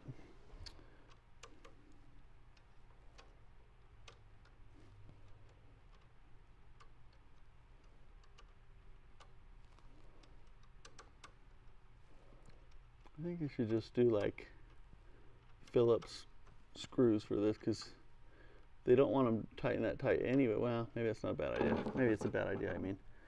Okay, so now as long as the under levers are down flat against the tray, I'm going to go through and tighten these. I'll try doing it with this. I'm just going to make sure that under lever's all the way flat on the tray, and it should because these are really free, which is what we want. I'm just going to snug it on the tray. So far, so good. So far, so good. So good. Except I'm getting hungry now. I'm working too long. Okay, I don't know if I loosen that one ever. Let me loosen it. Retighten. There we go. Yeah, like that one, I can't tighten it as much as I need to. I can tell for sure. Get in here with this screwdriver now. I'll follow up with that. Okay. On the top of the piano, where you can't see right now, I have my left hand on the top of the damper, my weak hand, just putting a little bit, not pressure down, but just kind of holding the damper steady as I tighten, hopefully minimizing the twist that comes out of this, but also it's putting like a consistent pressure down on the strings, okay?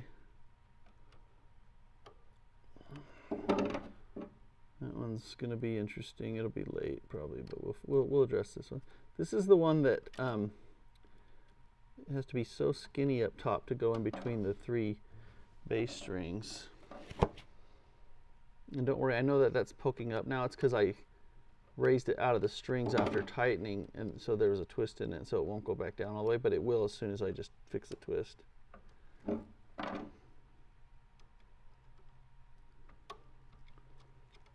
Some of these are cooperating with the tightening, some not so much. I kind of want them all torqued enough to stay, you know. I mean, this is an old piano. These are pretty old parts, you know. So these screws don't always. We didn't replace that portion of this piano.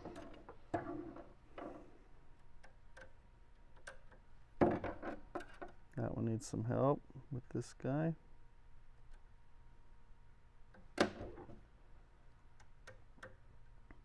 So when you retime dampers on a piano where the dampers are really free, first of all, if it's a Steinway and you're opening it up, you know, and you're like, these dampers aren't timed, but I want to retime them, plan on a lot more time because it's not going to be very free if it's an older Steinway. they're not going to be free in the underlevers. The wires aren't. So it'll be much harder to do it this way. You'll have a lot more work afterwards. So just plan for that. If it's like a Boston, Kauai, Yamaha, it should be a really quick job, 20 to 30 minutes to retime your dampers, because these are really free. Or if it's a new Steinway or a Hamburg Steinway, they should be really free and it'll be easy to retime. This one needs a little help with this guy. Okay.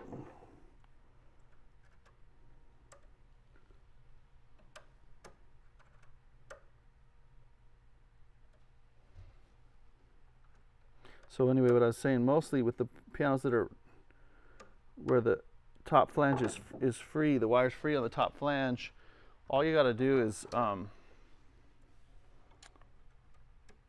was I going to say with that? Oh, you tighten them, and then pretty much you just need like your pliers to fix the twist, and then you're done. You know, maybe get a few that are still off for whatever reason.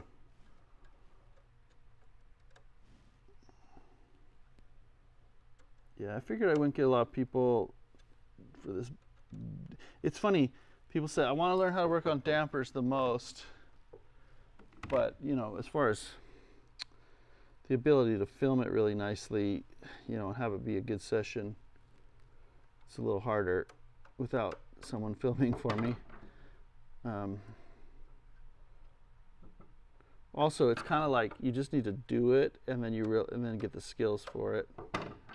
But you do need to know the basics. Sometime I'll do a video, you know, really dissecting, okay, these are the bends on the damper wire, and this is what they do, and this is how you change them and why. We can go through that too, but I think a good time to do that would be when I'm putting in a set of all new back action, new damper wires, new underlevers tray, everything. And I've got a couple pianos that we'll be doing that on in the near future here, so we'll get to it.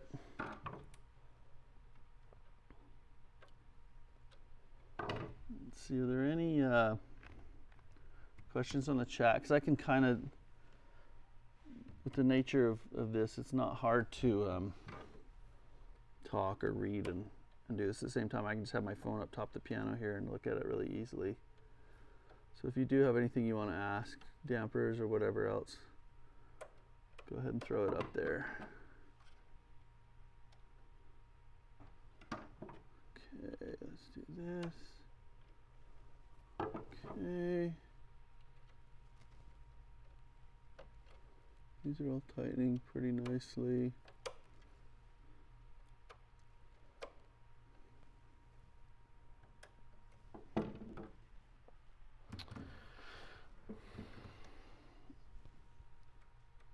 When I switch the camera and you see what's going on up top, you'll be like, oh, that's a mess, because you tighten these screws, everything twists a lot. But at least the idea is to capture it at the right length of the wire. And then it doesn't really matter that it kind of goes off from there, then we'll retwist it. It'll be just great. Okay.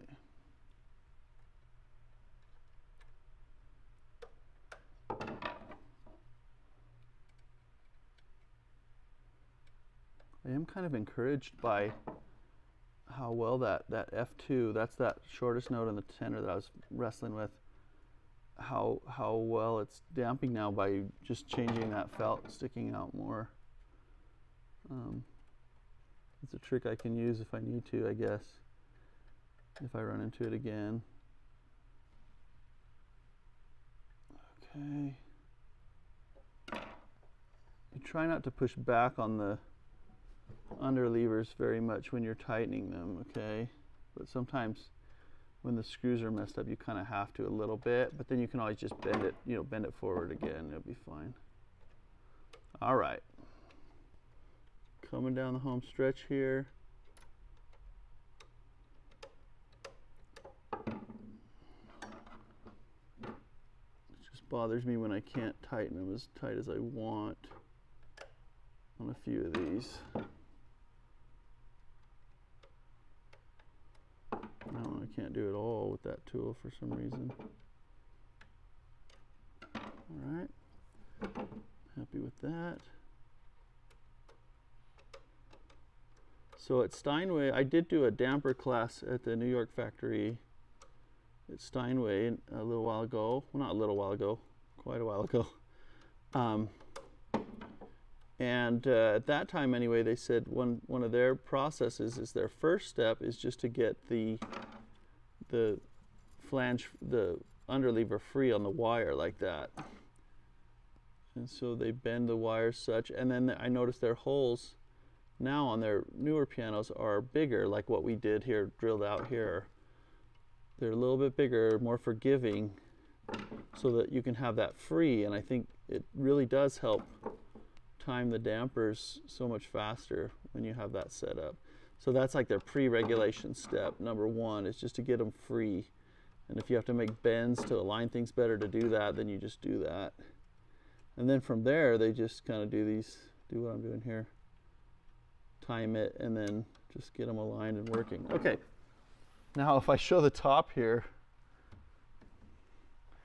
you're going to be appalled. Well, maybe you won't be appalled, but it's not going to look pretty yet. So let me get the tripod going here. All right, so if we get down here, so these are all twisted up now. This is just, it's hard to show dampers without a free hand, but that's the first half of them anyway. So now I'm just going to go through and grab my pliers. These are awesome pliers, by the way. I should probably just like have them on a website or something. So that, and anyway, I'm just going to go through and twist everything so it doesn't come up twisted, so it comes up straight.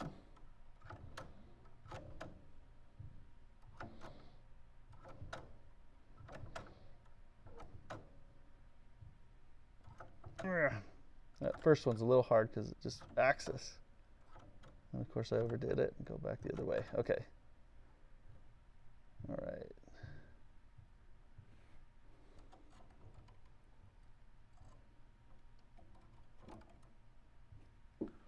See, there was one that I need to space. I'm going to grab my, I guess I'll be kind of refining if I see something that didn't get addressed initially. I have to space my head over or something. Damper head, that is. Okay.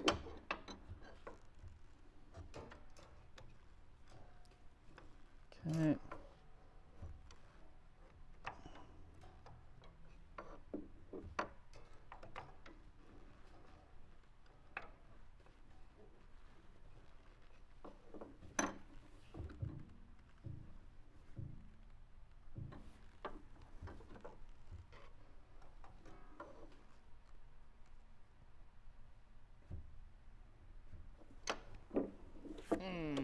Grab my wire bending pliers too.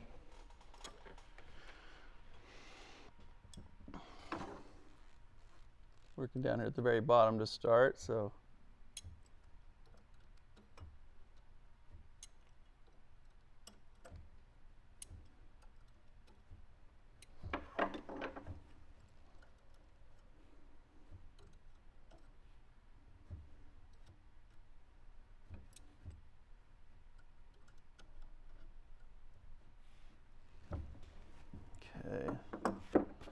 I'm mostly just going to focus on the ones that are twisting first, which should be like most all of them at this point.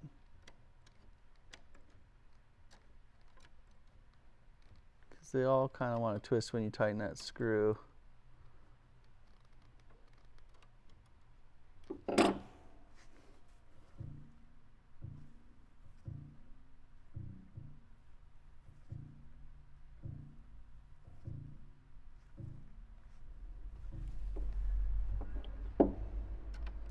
Some of them are twisted so much right that they won't even drop back down, and we'll fix all that.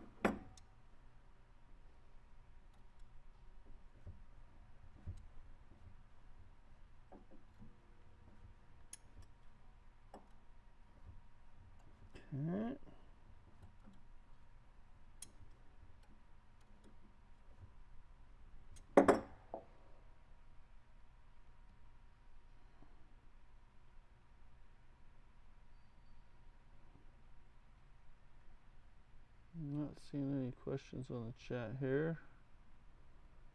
I don't think. Gosh, you know, there's this one that's sticking up. I wanna squeeze that skinnier to get it in there, but you know, maybe I shouldn't because it was damping right? Yeah, I'm just gonna leave it.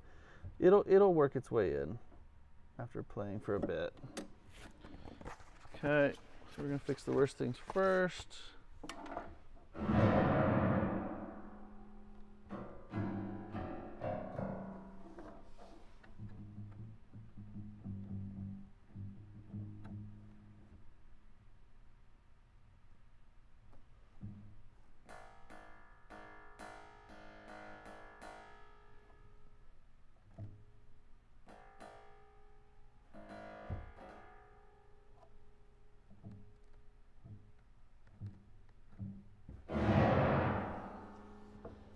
Okay, we're gonna keep working on the twist on these here.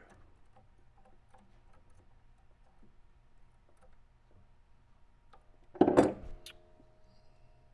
this wedge just needs to be retrained a little bit there. Here we go, that one's good now.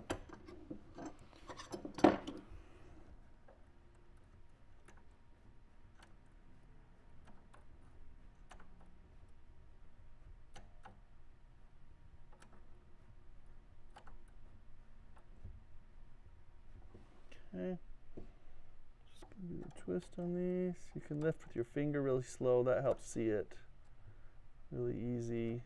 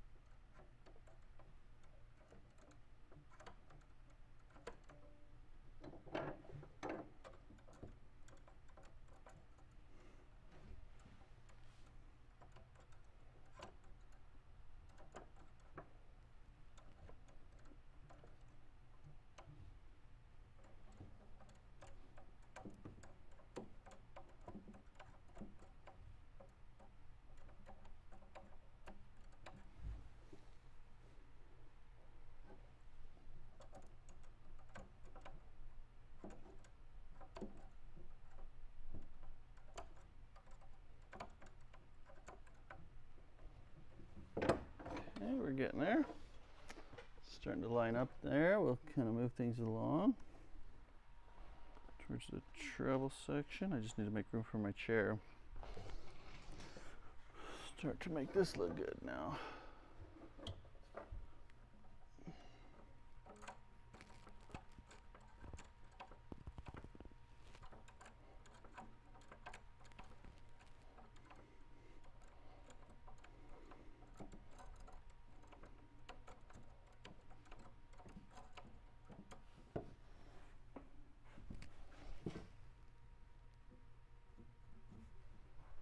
Mm-hmm.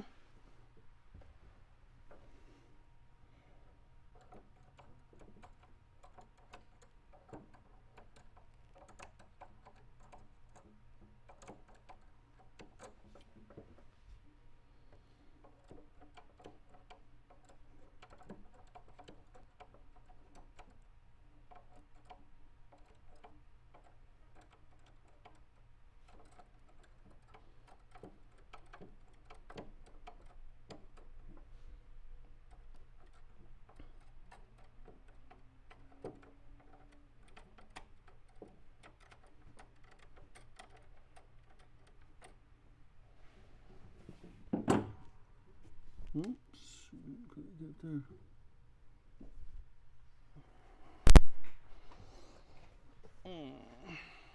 Something happened there.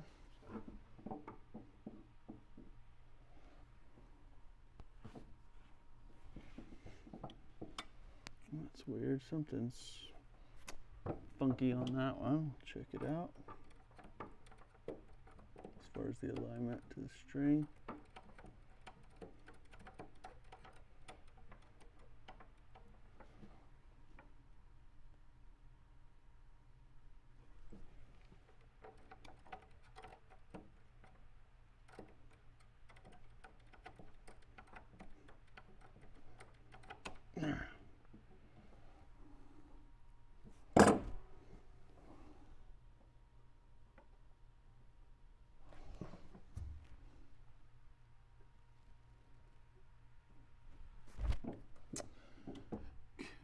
Just need to go from the, if I look down from the top, it helps me align it the way it was a little bit.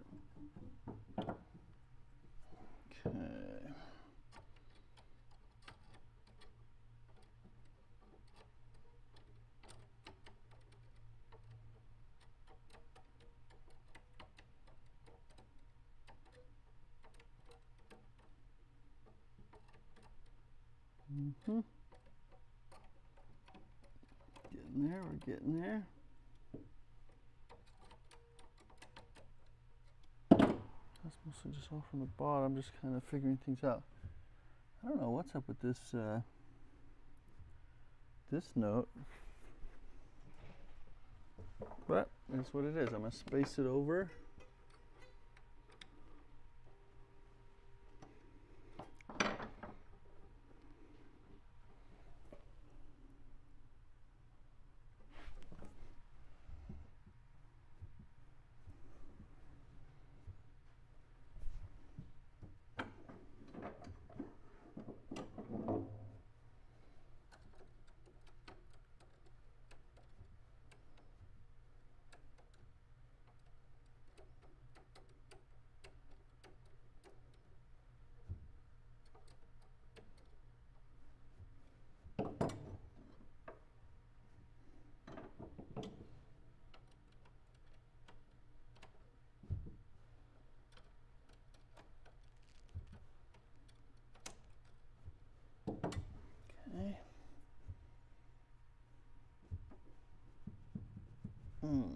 Okay, I need to make a bend down here.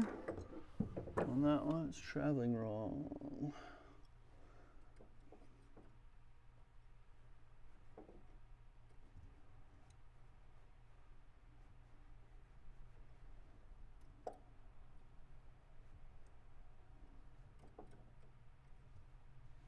Okay, then I can space it back over. Maybe.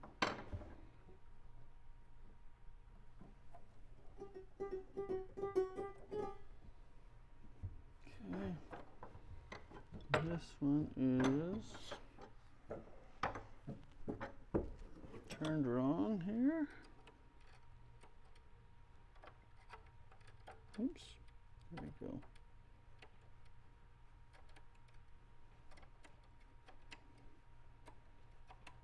Okay.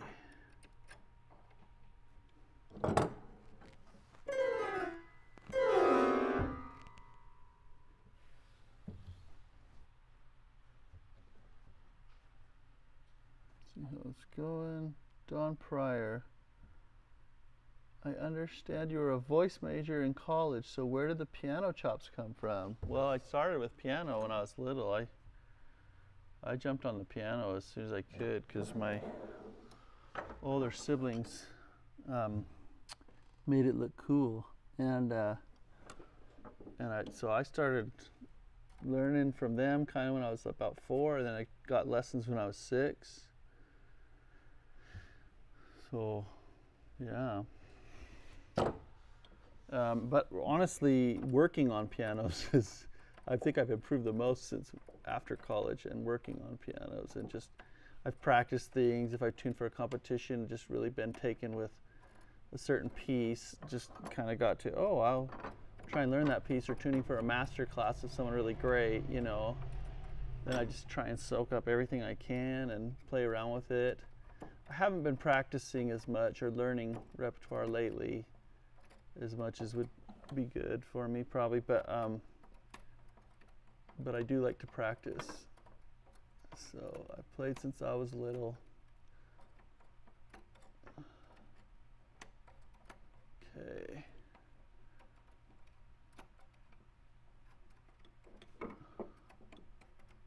my comfort instrument is more piano, and I feel like I went to school just to learn how to sing decently.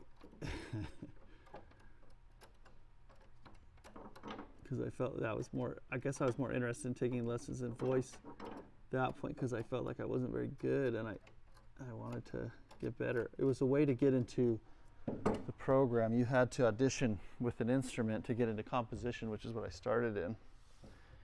And so I did that, yeah. Okay, now these are like way more even. I mean, there's some anomalies, you know, here and there. But overall, the section, they're coming up together now. But let's see, when I drop the tray now, about 2 millimeters below where we're at, let's see what we have, okay? So we're just gonna, we'll just take the pitman out here and just pull it out the front here, and we'll just make him sure. This is not the permanent pitman, right? It's just a temporary one. So I'll drop it plenty low. And let's see if I can get it back in there. Around the camera is the other trick. Okay, that didn't work. I'll go from the bottom and stick it up in there.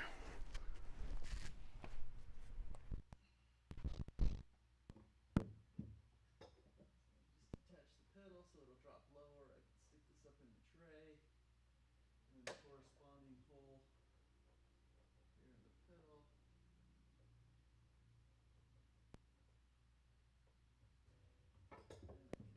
Reattach the pedal.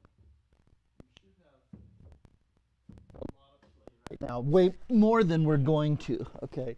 But you see the tray moves and then the dampers, right? Now we'll take a look at the timing, but now they should be much more even with each other across the section. Let's see if I speak the truth here. Yeah, I'm seeing them all virtually start to, I don't see the treble moving before the bass when I wiggle the pedal, right? I've got a few weird things, right, but we'll fix that. Those are it's just a handful. But really the timing's actually really good on those. So let's see. Don says he was a trumpet major, envies my piano skills. Well, I envy your trumpet skills.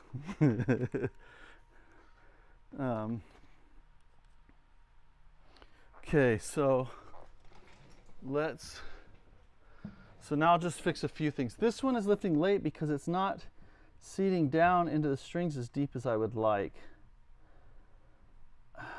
I'm gonna get greedy. I know you shouldn't get greedy, right? Maybe not. Let me see. Like, if things are working, damping, don't, you know, it's maybe not good to get greedy. But I will go through now and see if there's any early ones. I'll go ahead and zoom in here on the bass. You'll be able to see what I'm seeing there. And check this.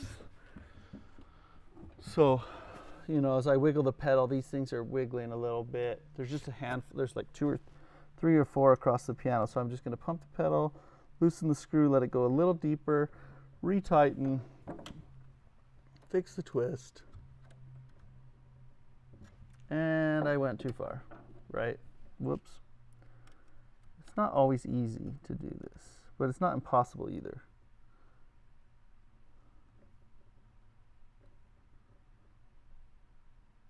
Sometimes the wire will kind of get a groove in it where the screw hits it, that stop screw, and that can be responsible for why it can be hard to get it just where you want it for the timing. It's kind of like a tight, jumpy tuning pin, you know, kind of like that. Same idea. It wants to go just in an old groove.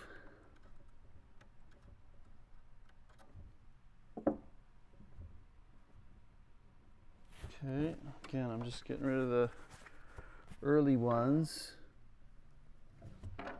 Number 1 is a little early compared to the rest. Not much. These are just tiny, tiny adjustments. even on a damper system that has, some of them have capstans underneath that you can just change the timing, right, individually. But even then, for things to work really well, you kind of have to have this skill of setting the even timing with the pedal before you do any individual touch-up ones like that, because you don't want to do using that adjustment can be taken too far, and then your things don't work as well. Okay, so I've got just a few here that are a little bit early again.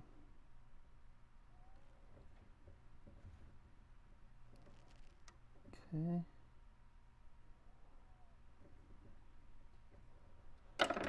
Do my twist.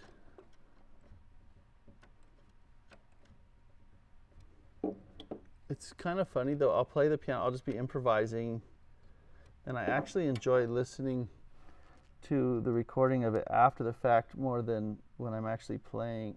I feel like, oh, that made more sense than I thought, but maybe not to others, maybe just to me.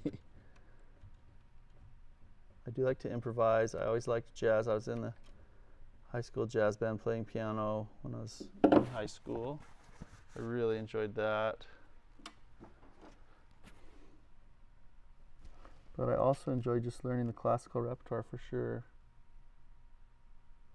And I'll take some skill, like a piece with fast repeated notes, or just something that, you know, chromatic scale, whatever, that pianists find hard, and then I get to practice it so much when I'm tuning that I can get a lot better at it than I otherwise would. And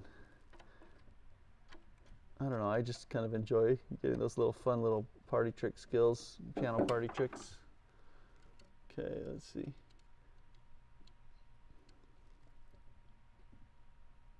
I always felt though that I was limited in my ability to you know, really put together a piece and learn it well enough to perform, you know, as well as I'd want. I always felt limited that way. This is starting to get really even now, right? Except for this right here. That's okay. Now I'm going to take, let's look at the other sections. I'm going to flip the camera around here. How's our battery doing? I don't want it to cut out unknowingly on me again. Oh, we're okay. Okay, so let's look at the timing compared to this now. That side. And I need to tweak things that way. Okay. Yeah, this one bothers me. I feel like I can't squeeze it skinny enough though. Boy, what is it about this one?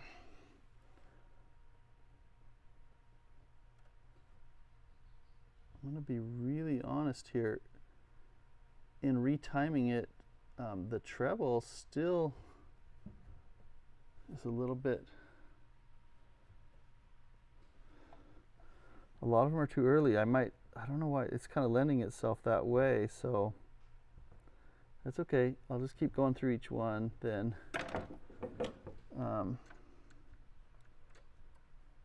Each one down the line, which is what I was hoping to avoid, but it's looking like this is the way to go.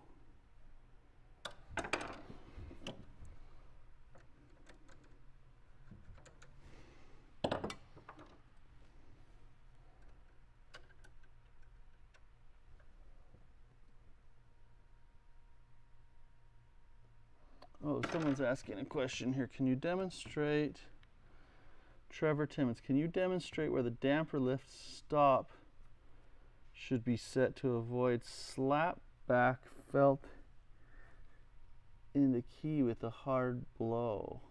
Okay, so I think he's talking about the damper up stop. And yeah, let me, because I have to set that, right, as part of the pedals. So we will set that. I mean, I can kind of tell you while I'm working in the meantime before I'm to that step, which is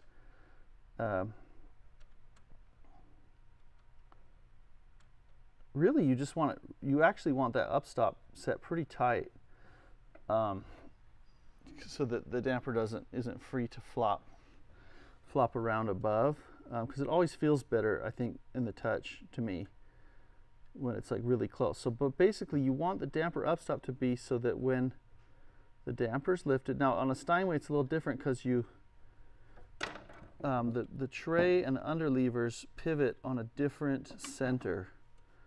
They don't pivot on the same center. So when you push the two together, they have a compound effect as far as how high it lifts the damper, more so than when you just push the key by itself or do the pedal by itself, okay? So what I'm saying with that is you're going to want to set the upstop on a Steinway. You're going to want to push a sharp key down, then push the pedal down. Now this is after you've adjusted your damper timing and all that, okay, and your key dip and everything has to be regulated. And then push a sharp down all the way and then push the pedal, and then you want your upstop to be just barely above that point to limit the damper. Now some Steinways, you'll still have a little more free movement than what you'd like when you just play the keys. There'll be a little more of a gap there on the top, but it doesn't bother me. Maybe it's just because I'm used to them now.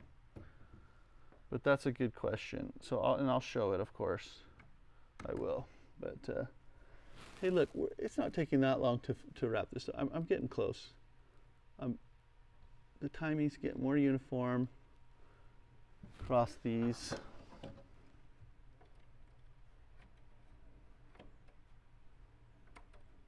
What's with that thing? I can't seem to. Something's funky with this one. Every time I adjust the, I honestly don't know what it is. Every time I adjust the timing on this one damper, the head is moving like over, and it's not that it's unglued or anything. Tighten there. Anyway, I gotta keep trying to get it right here. Come on, friend. There we go. Okay, so now I'm back to looking for early ones. I can see them just kind of wiggling, right? Just on the verge of wiggling.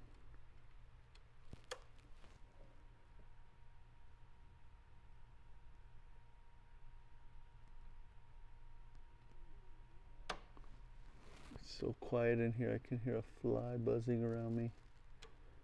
Hornet or something. Okay, I think I got this wrong, but we'll see. No, that's good. We're just about there, yo. Here's a couple I want to fix still.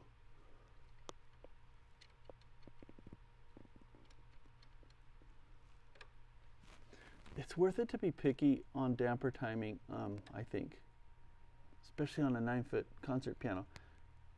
Like I was mentioning earlier, the cool effects are made with half pedaling and such, and you want it to be right. Also, yeah, it just makes it sound so much better, so much cleaner, and it feels really nice too to play. When you push this, especially on a Steinway, when you push the pedal, you can really feel the damper tray kind of bump the underlevers. And when that's nice and crisp and defined on a Steinway, it's just a nice feel to play on, because you can really adjust how you're pedaling, okay?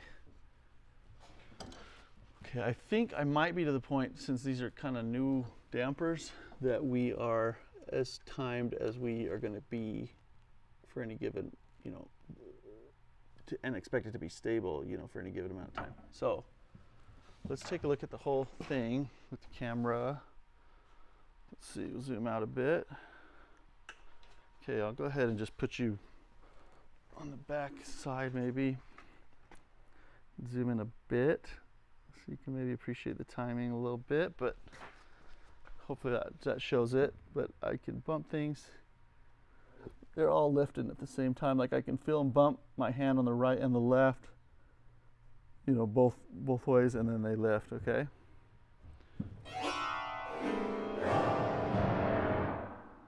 Okay, cool. Let's move on.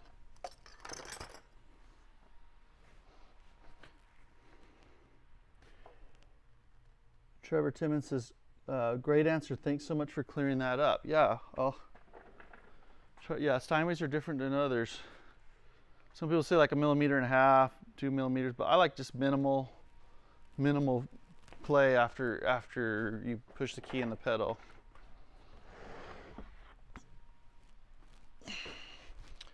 I'm gonna do, actually I don't usually do the final pedal regulation on it till I put the sostenuto in and everything, and I haven't done that yet. And I'd rather, I like to finish my voicing first.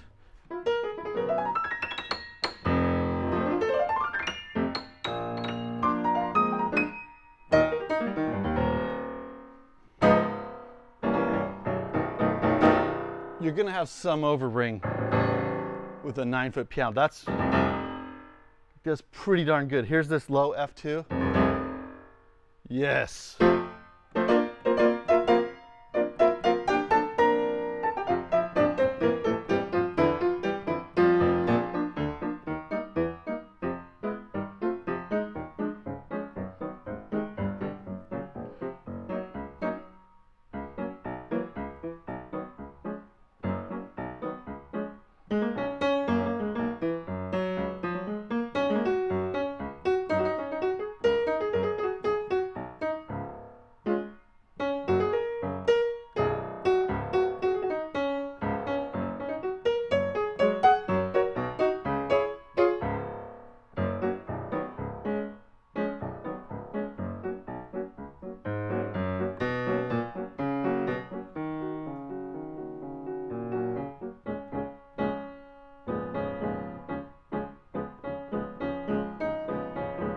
You thought the damper wasn't working, but I'm starting to pedal just barely.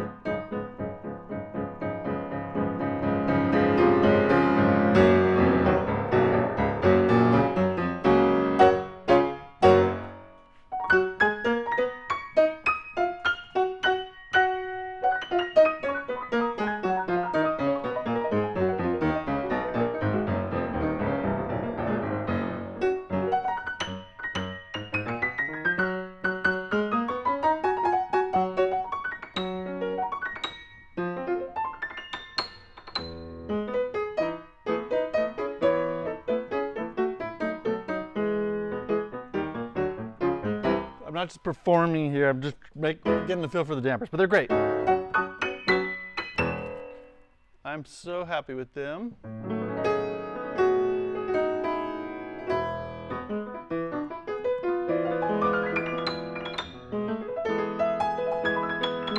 Okay, we're gonna get on to bigger and easier things.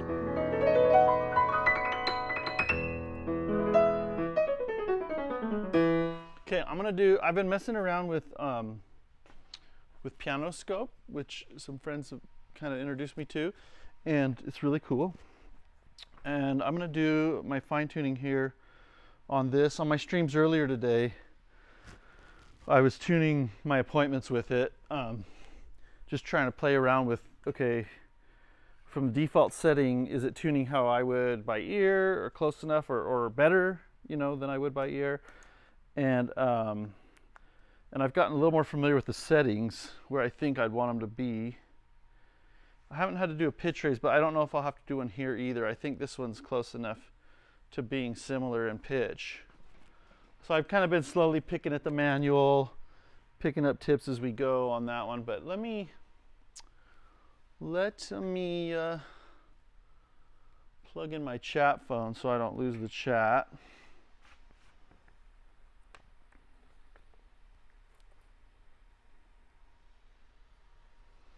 Just need another charge cord, bear with me here.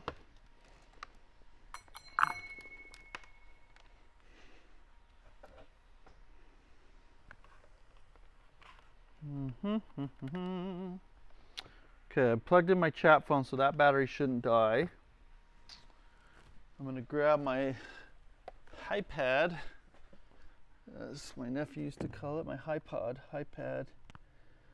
Okay, and we're going to need to put in the secret code. Oh, I already did, it was my finger.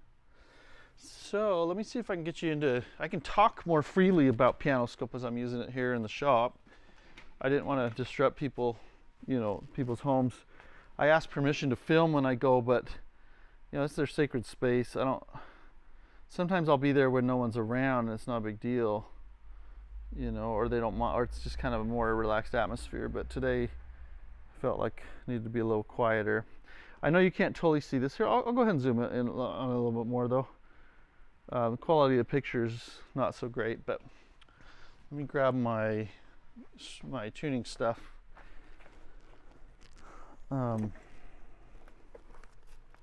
So when I tuned temperaments this morning, today I had two appointments that were really, really similar. One was a Boston, one was a Kauai. You know, they're not all that dissimilar, right? Those two. So, sorry, just gonna back up just a little bit. Okay. And you know, but the Kauai is scaled differently than a Boston for sure. But so well, here I'll talk when I start actually putting the settings in on the Pianoscope.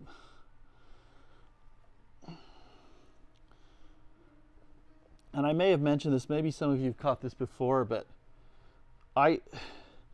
the things that, you know, when you do something for a long time, the things that people that are interested in your field are the things that maybe you were interested in 20 years ago, right? And tuning was kind of one of those. I thought, well, tuning is about 18% of all that I do to a piano, and it's just something that I do quick to make it sound good, and then I move on to the voicing or whatever else that I was kind of more focused on. Regulation these days. But when I am I out of battery on my iPad? No, not even. It just timed out on me. Okay. But anyway, but then when I started doing doing the channel, I thought, well, people want to learn how to tune, so I'll do a little series on tuning by ear. That'll be great, and then maybe I'll go through and do some of the machines, and by that time I was tuning with a machine for most of the time, but I use my ear too. Anyway, I got something kind of clicked for me tuning aurally, and so I started doing that more, and just exclusively almost, except for pitch raises, and it's really enjoyable to me right now. And so that I didn't expect. That was an unexpected result of kind of getting in doing YouTube. But anyway, so where am I going with that? I don't know. Well, let's just move on. Okay, so I'm going to add a new file.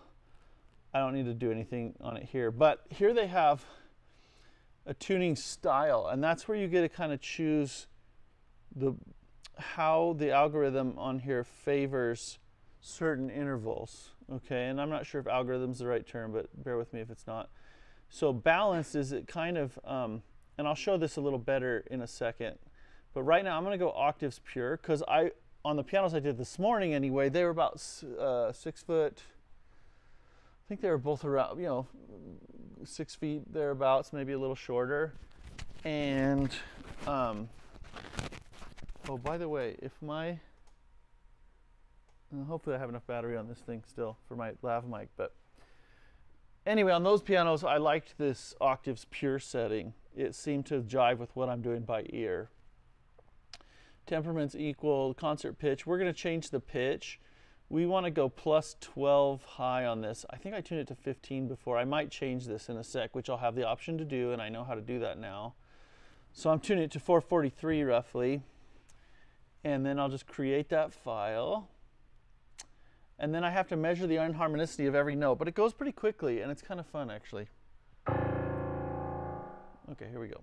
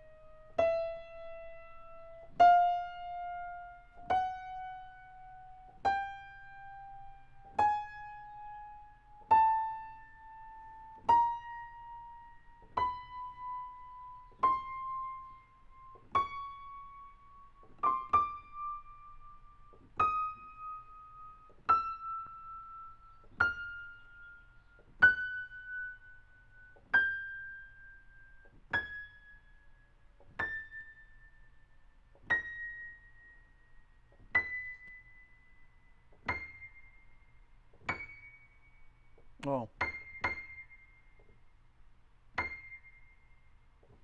That's as far as we need to go. One thing that's cool, it measures the inharmonicity here of the notes, but then you swipe here, and here's like where it is pitch-wise. Okay, and I believe the fact that everything's below the curve means it's all flat of that 15 cents high.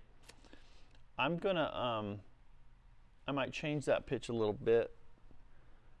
But anyway, it's kind of cool how you can see visually a map of where all the pitch is. In general, you can make an informed decision on pitch raises, things like that. So we'll click done there, and then I'm going to go into the tuning curve, and this is where it's cool. It shows you, if you say like, I want the octaves pure, it says, okay, it's giving 100% priority to interval weights here. It says octaves 100%, okay, 12ths 60%, fifths and double octaves 40%, fourths 30%, triple octaves 80, and so on. And that's about right. I mean, that jives with me when I read that description, you know, and so on and so forth with 12ths, fifths pure, 19ths pure, balanced. The octaves, it only gives a weight of 35%. It gives the 12ths a weight of 70%. Double octaves 10%, fifths 30%. Anyway, that's balanced. But I haven't liked the balanced as much as the octaves, but that's kind of the way I've been tuning by ear lately, and the sound I like. Okay, so anyway, we're just gonna go. I already set that, but then there's some other things here. We can go to instrument, and right now it's still set to my concert pitch. Let's see how this pitch jives with where things are.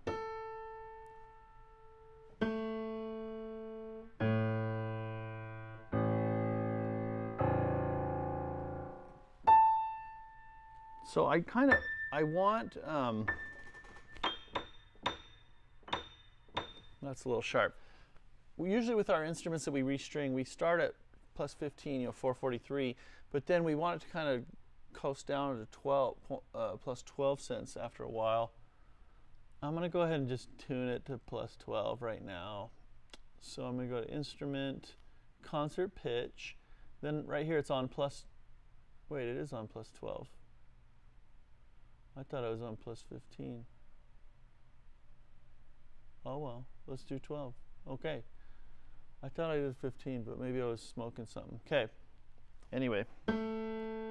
And then these shadows, the strobe shadows, you can turn those off or on. This freeze line that shows the attack. Because the note drifts, it can kind of help you tune that moment of attack. And to clarify, someone thought that I was saying to Mark or something that I don't tune the attack. I tune about a sec, because it just kind of sounded like I was saying, oh, I tune about a second after. Maybe when I'm tuning the temperament, kind of I listen that way. But really I teach tune on the attack, tune the attack, you know, for unisons and whatever. And I didn't realize how much I tune on the attack until I started comparing with this machine. I really do tune the attack. If a temperament sounds out of tune to me, it's because I'm registering that really quick. And on the attack, like say a note was a little sharp or something, I'm picking up on that, and that's what I'm tuning mostly. And that's the way I like the sound of the piano. So anyway, that little freeze bar there kind of helps that. Let's see, what is that under? It's like, oh, also I can look at the partials and their relative, you know, amplitudes, kind of the spectrum overall. And also you can see, like, if you didn't know what partial was what, you know, it has it spelled out for you with the numbers. That's kind of fun. But let me see, where is, oh, that's right, this freeze thing. You can turn it off. Now you don't have that peak or that initial frozen bar, but I like it on. And I like the shadows, but I found after a while I didn't look at them unless they were right behind, and they lined up right behind where the red bar was. That would be really nice, is if there was a way to line up the shading where it's mostly right where you're looking anyway with the red bar. Anyway, enough whatever. Let's tune.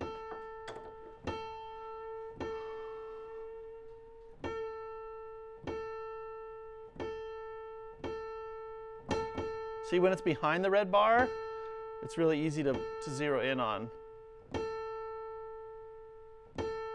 So there's our A. We'll go A3.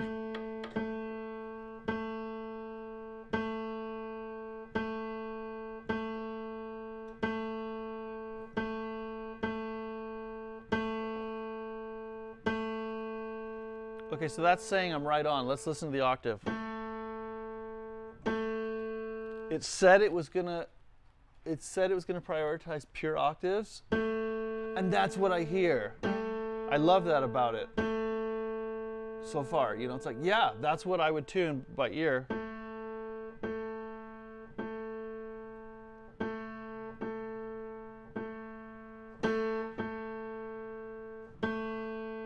I did it by ear. It's the same, the gray line's in the same spot. See, I tune on the attack quite a bit. Anyway, I'll move on. We'll tune the rest of the temperament and then check it by ear.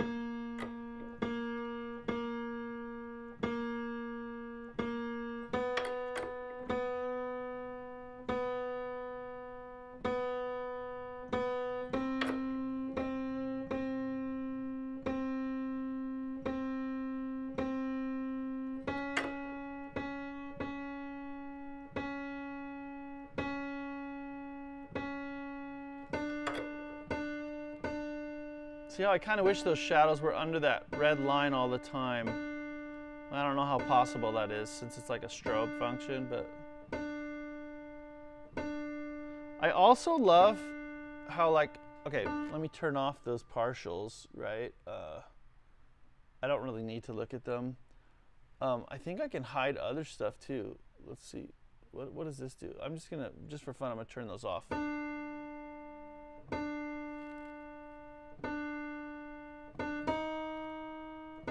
I don't know what that did, so I better put it back so I don't mess something up. Hide the keyboard, assign to keys, but I'm gonna leave the partials off, okay?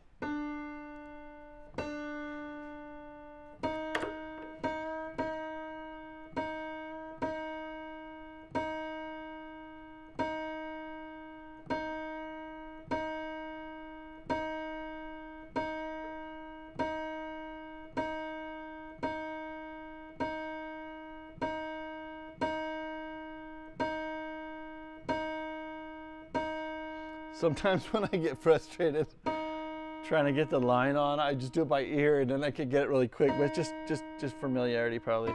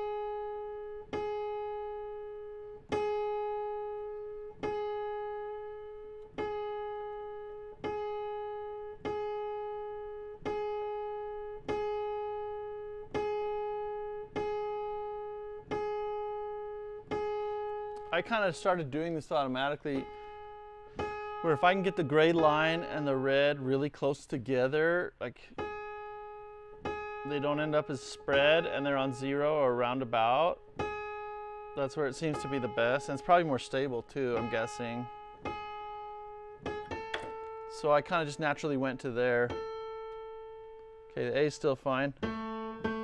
A3's still okay, maybe a little bit flatter.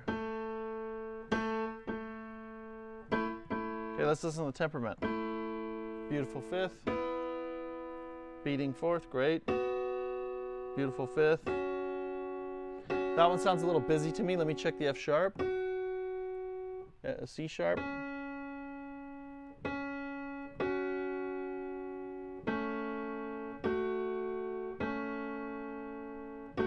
The beats say it's not that busy. I'll move on.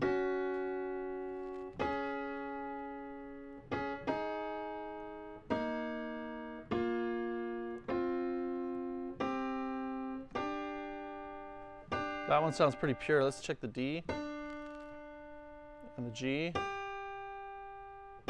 See, the G's a little waning to the flat, and then the D's a little sharp. So it is a little too pure.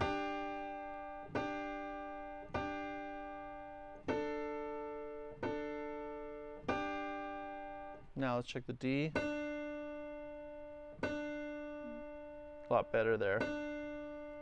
Okay. Now I'm gonna go a little flatter with the D.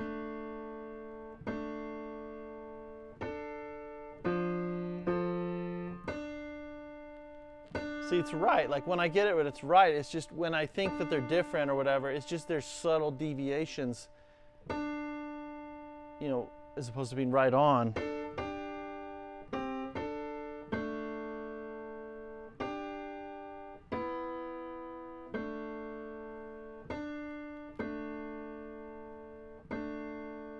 The D keeps wanting to creep sharp on this piano.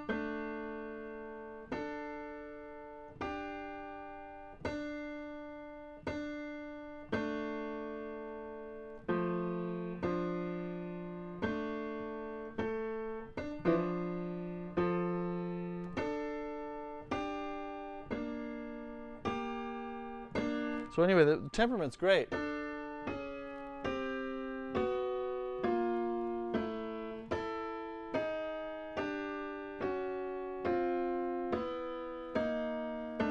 mean, better than great, right?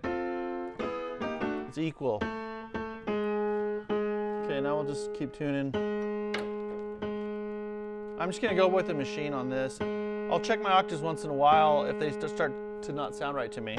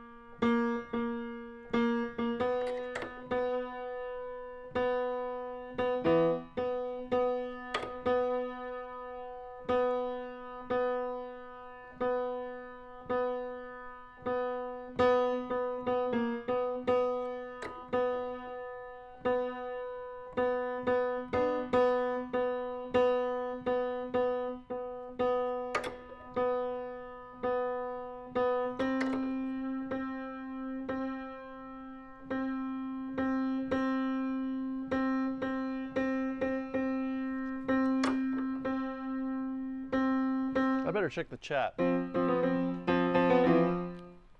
Let's see what do we got here. I'm not seeing anything new on the chat questions. Feel free to put them on there if you want.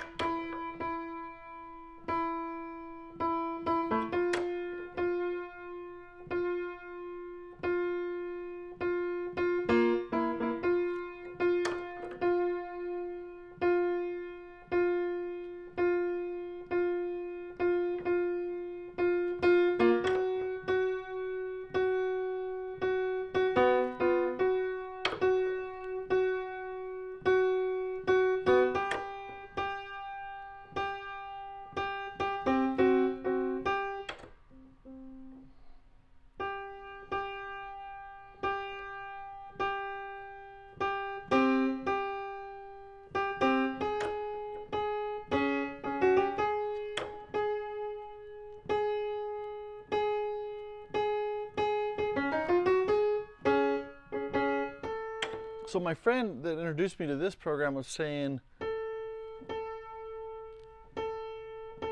that because that gray bar, if I understood him right, you can tune the unisons, each unison by the machine, and have it turn out pretty well. But I think I'm so like particular about unisons, or so sensitive to them, that I wasn't quite wasn't able to do it to the degree I'd want. Like to the point where I'd tell someone, don't learn how to tune unisons by ear, you'll be fine. But let me try one in a sec here.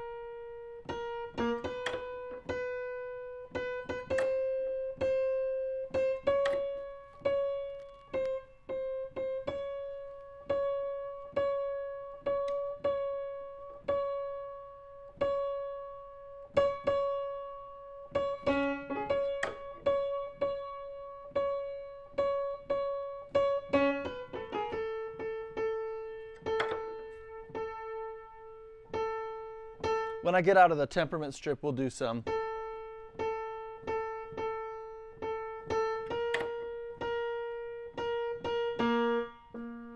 Still loving that octave.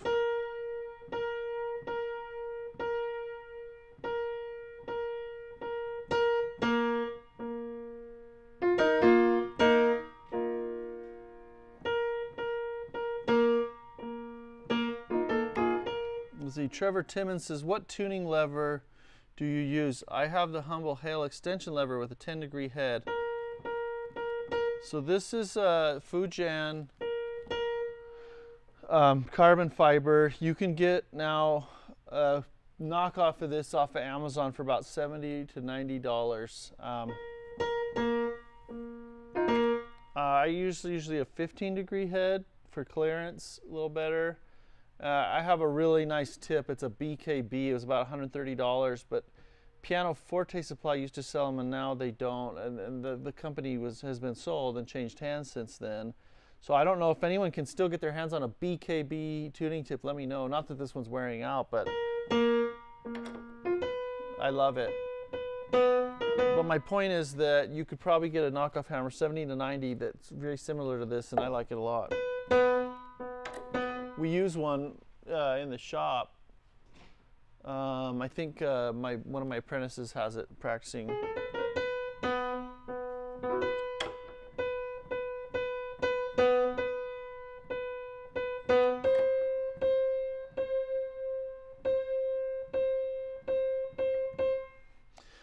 Don Pryor saying, every once in a while my picture cuts out and says looking for phone.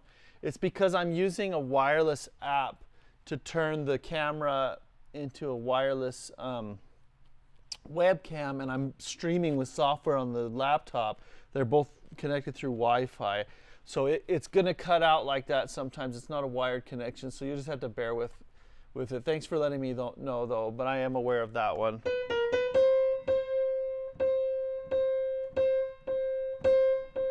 The reason I'm doing it that way is for better sound. You know, with the mic now, the two mics, I've got a lav mic and then this cheap one right now, but I'll have a better one coming. So that's the price we have to pay right now for better sound. But those earlier streams, I was just like gagging at what you were hearing from the piano. I'm like, how do they even know what that piano sounds like? It's so off. So I wanted to, for the voicing, I wanted to give a better idea.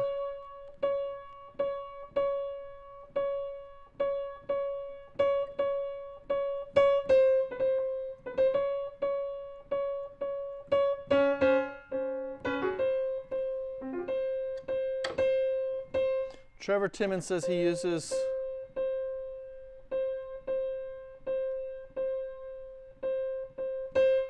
he's tuned RLE except for the temperament for years, but now uses TuneLab especially for pitch raises and considering Pianoscope. Yeah, well, listen to this octave. I mean,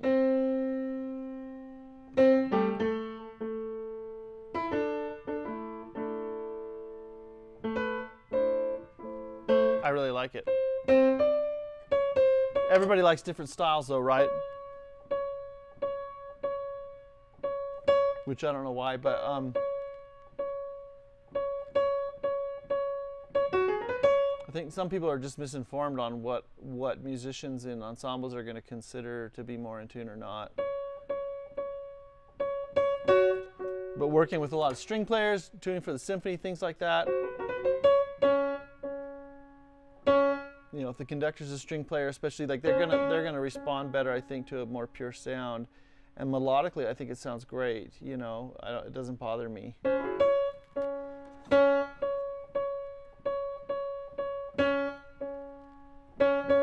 I don't like to stretch the octave to an audible beat.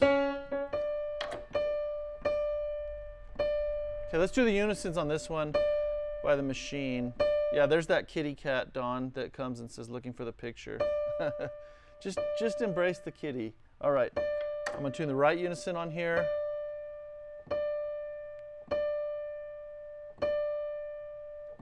Okay, that's dead on. I'm gonna try the left again. Yeah, the gray's on there.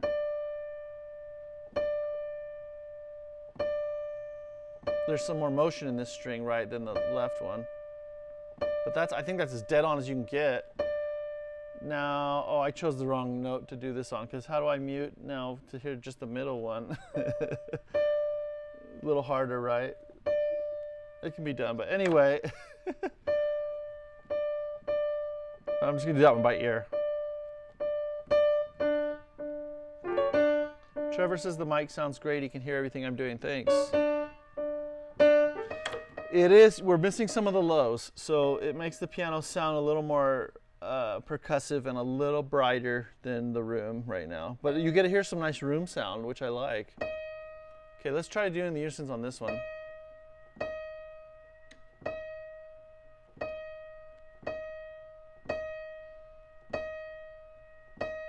So I tune my first one here. Tune the right.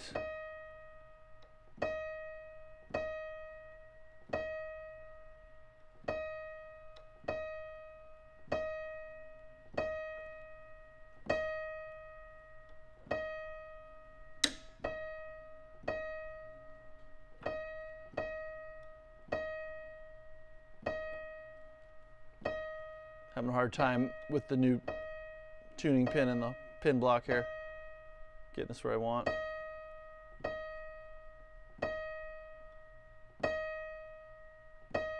Okay. Now I need to get out another mute. Ran into this earlier. So I'm going to get another mute and tune the middle one to the machine. And I'm trying to do a really good job, Gavin.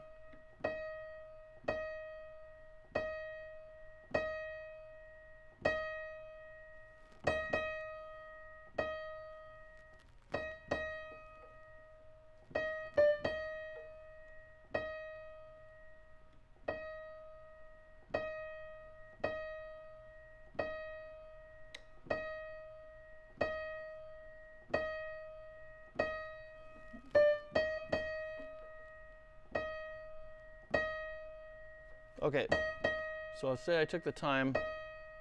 Come on.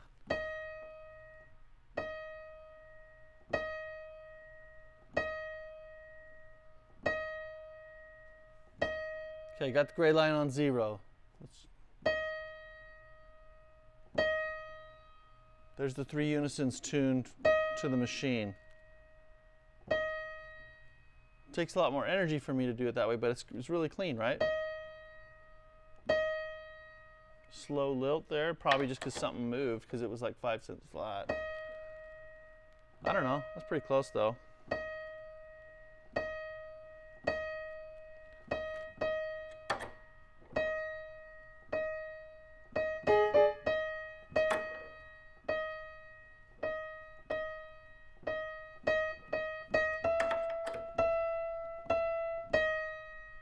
There's my version without the thing. Not that much different.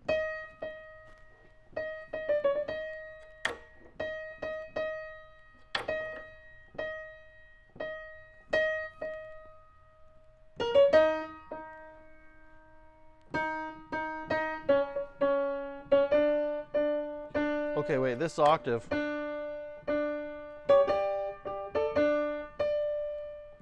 I want it to be a little sharper, just like a half a cent. That D's actually gone flat, but so even with the D going flat, I want that octave sounds cleaner to me, a little sharper. So what's cool about this, I did this morning on the Kawai. Oops, that's not what I meant to do. If I go to the tuning curve, and then I went to 12ths pure, and that's going to start stretching a little more up here, if I understand correctly. Let me go back to octaves pure. Let's look at it closely. So what note was that? D. It's giving a target of plus 1.04 cents. Now if I change modes, remember that 1.04. Now if I change modes to the 12ths pure, wait, maybe I'm reading the wrong curve. Octaves is the orange one. Yeah, I think the orange one is the live one that you're looking at compared to whatever, right? So I think it's going to raise it. Well, we'll know right away, right? Now it's 1.37 instead of 1.04. Very subtle, but that's where my ear wanted it, right? So that's what I did on the Kawai this morning. I started tuning from here up with the pure 12ths.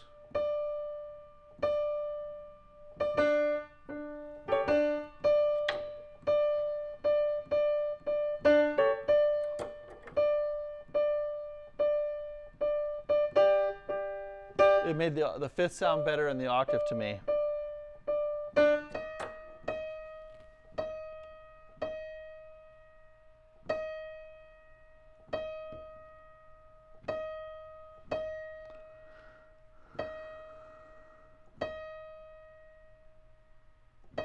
Trevor Timmons says, I was cleaning a piano with cat hair. I wish I had your mops that you used to sell. I still sell them. They're on Amazon. Let me see. Go to,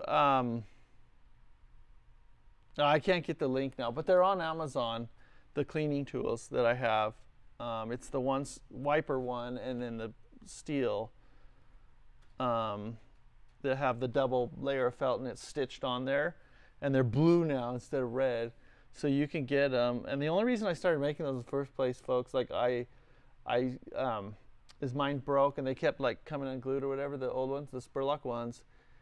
And I thought, I wonder if I could just make that. So I just started making them, you know.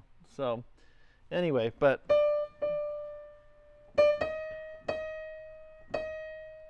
so it is available. Here, if you go to, I'll do it on the chat. If you go to Salt Lake Piano Service, or if you find the cleaning video on the channel here, there's a link to it, I think. Or there's a link to the website, which has a link to Amazon then. I had trouble editing the description in that video because it's so old. But go to saltlakepianoservice.com, go to products or store or something, and it's right there.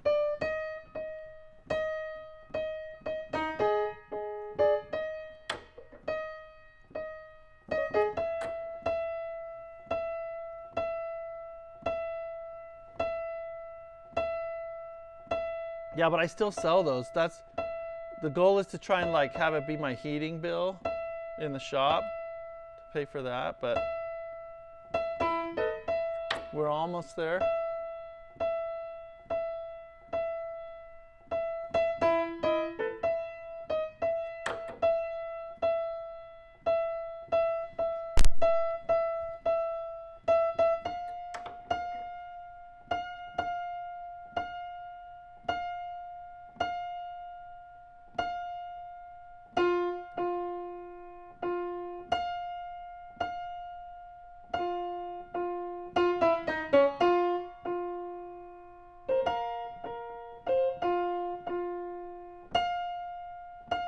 Okay, well, that one I want to be flat again. I'm not sure why.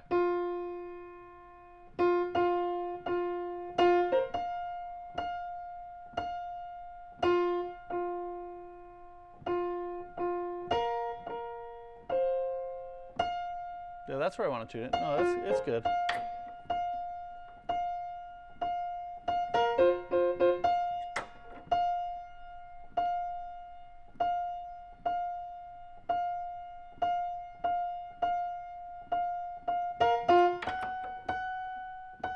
Yeah, so we sell the cleaning tools. We also sell a little tool if you're restringing to measure, easily measure like how long you want it for however many coils you want on the tuning pin. We use it too. It's really handy.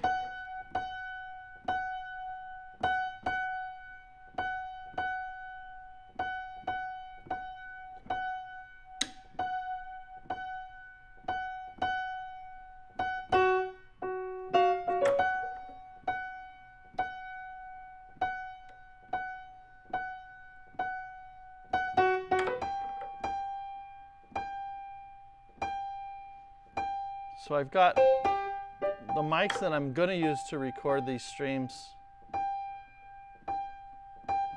It's a device that records in 32, it'll read it in 32-bit float, so I don't have to set levels. The piano's not going to distort, and the piano's so dynamic.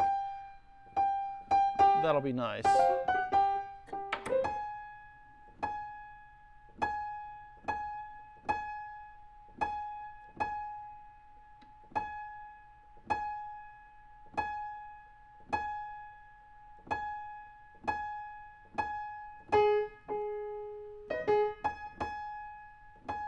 So I'm not really sure where to put this with the display here.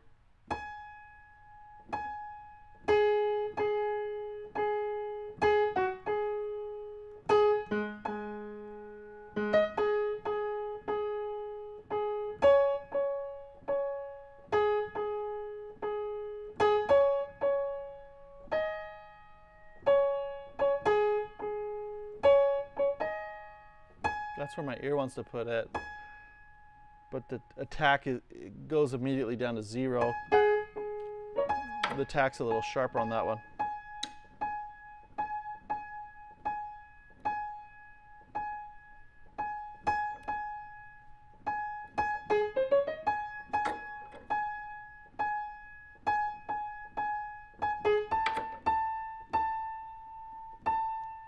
Whenever I get on a piano that has a lot of cat hair, it makes me sneeze. And I had cats growing up. Maybe it's just been long enough, or just get so concentrated.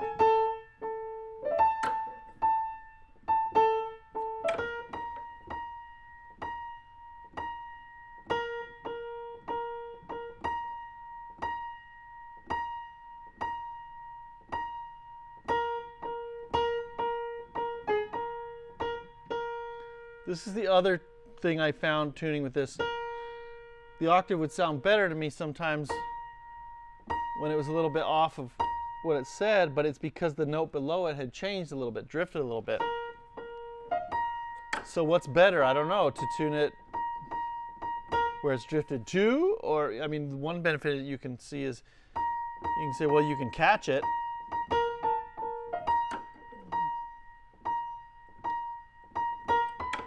You know, with the machine, you can catch it and say, whoa, I don't want that drift. But if the whole thing's drifted,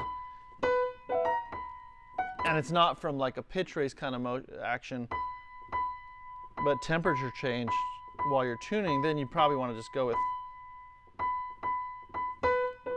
I don't know, do you want to just go with where it's drifting to? I think so.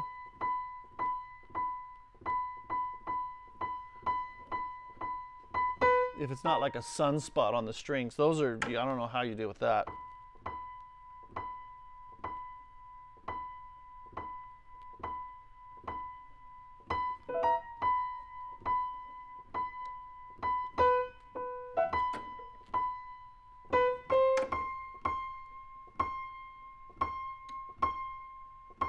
But it is nice. I feel like this is the first software where, I mean, I haven't played with a bunch yet, with a ton of them.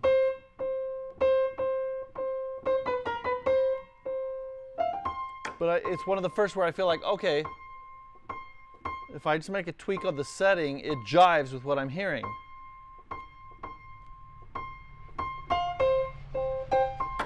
Others were off in a way that I couldn't really explain.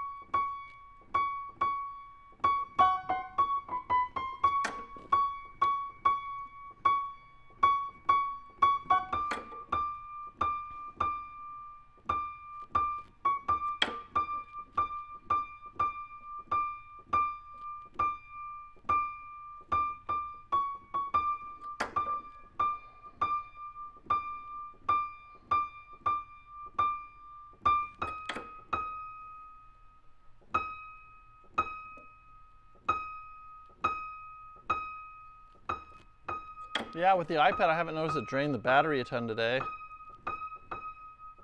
I mean, I've had it on a lot.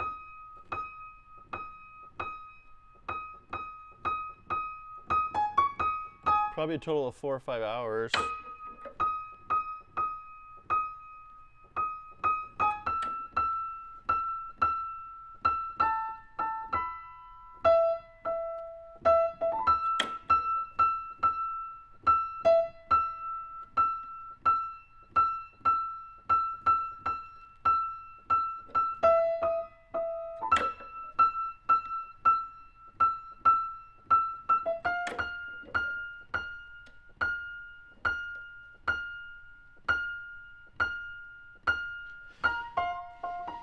Well, that's the other reason, another reason I have to stream from my computer. Oh, Trevor Timmons is signing off because he's got to go, he's turning in. Thanks for watching. Thanks for your questions. Take care.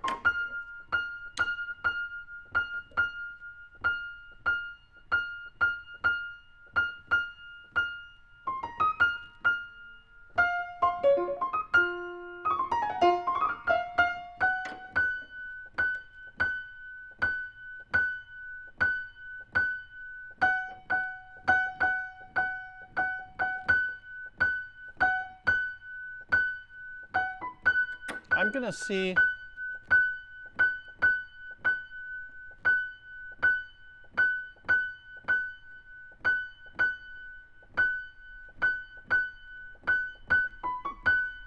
Sorry, just a sec.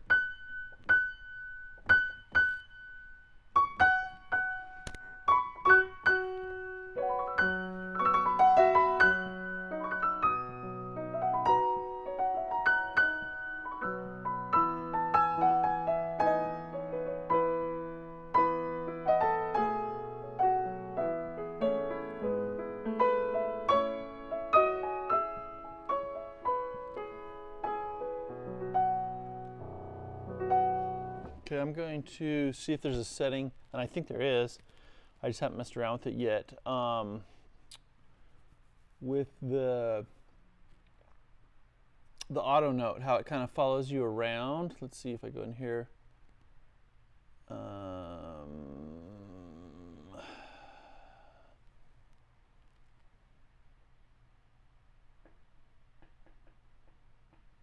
I'm not sure. I can't remember. I read it in the manual, and now I forgot how to change it. I'll look it up, but it's not that critical. But when I start checking with a lot of octaves up towards the treble here, I'm going to zoom out now a little bit so we can kind of like talk to one another here. Okay, so yeah, if there's a setting where it'll only listen up chromatically, and I'm pretty sure there is, right? I just don't remember where it was. And is it in here? It was just there.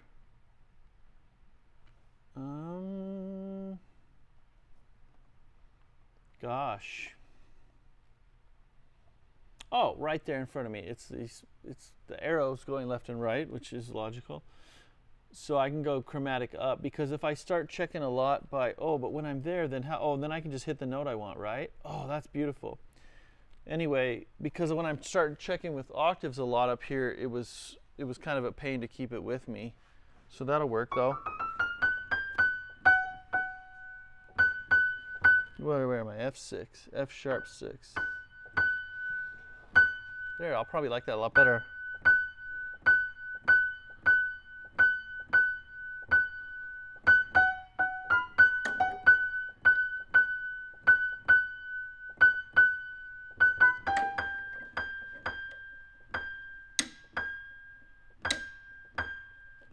Tight pin, which I like on a new piano or newly rebuilt.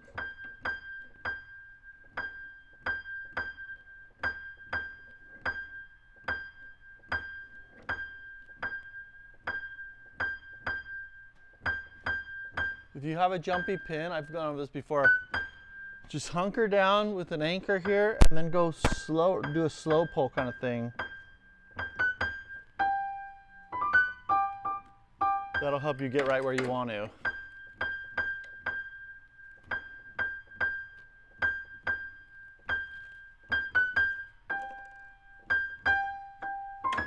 I think one of the reasons I do a pulsing technique is it takes less effort, like takes less energy for me. Maybe that's just because it's familiar.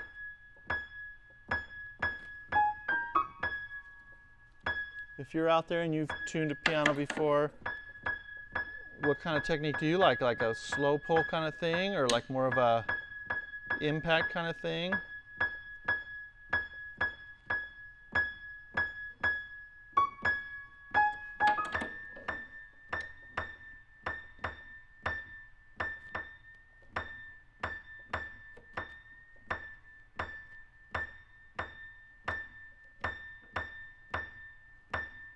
Now we're getting it stable there.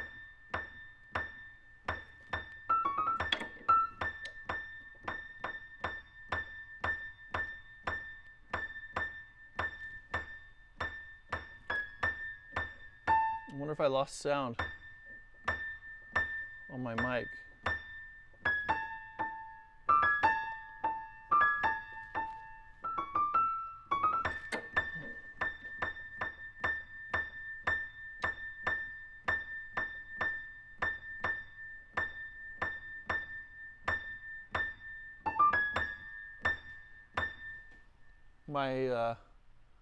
My lav mic receiver is running out of battery, which might kill my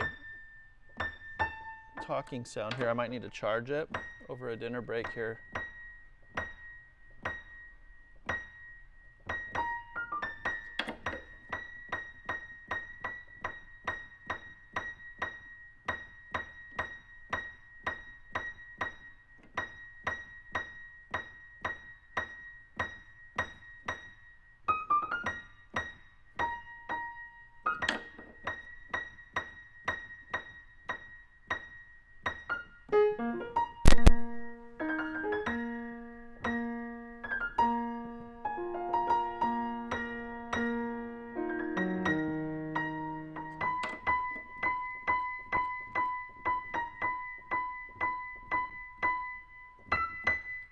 You know, I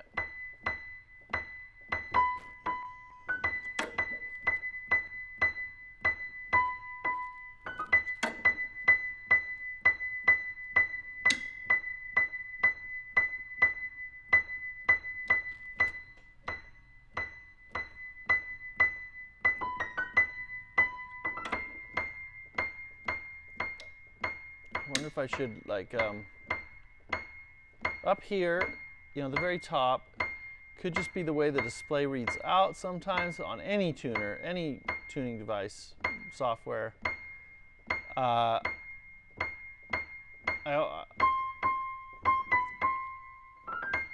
not in total agreement with everything. Or I don't think I am, and then I'll tune it, and then it looks right on the display. So I think it's just harder to track, maybe, visually.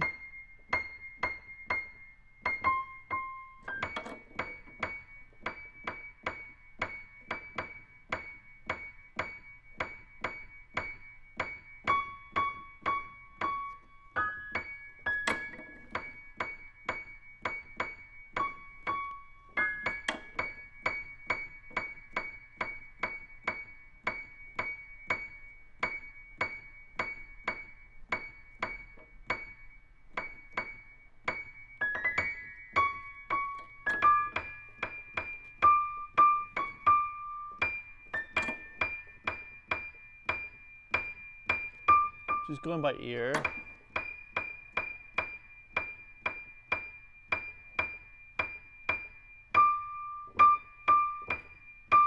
Keep an eye on the machine here. We'll do the machine one here.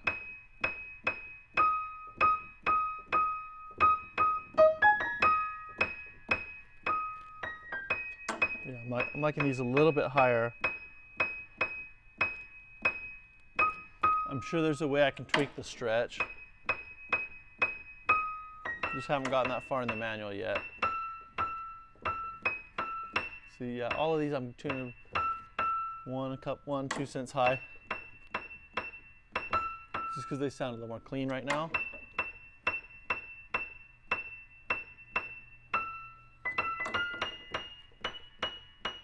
Oops. So if I get off, I guess I have to push this, right? There's probably a chromatic up and down, right? Let me see if there's a chromatic up and down on this. Let's see. Chromatic up and down. Let's do that one. Like that.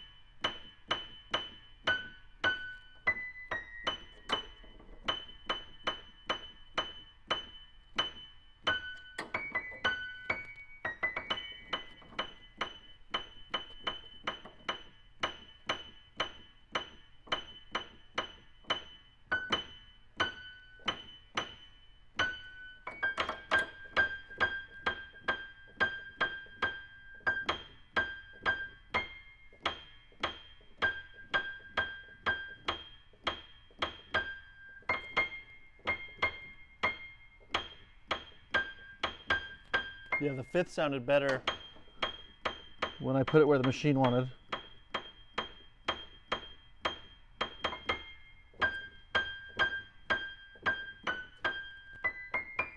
Assuming it hadn't moved.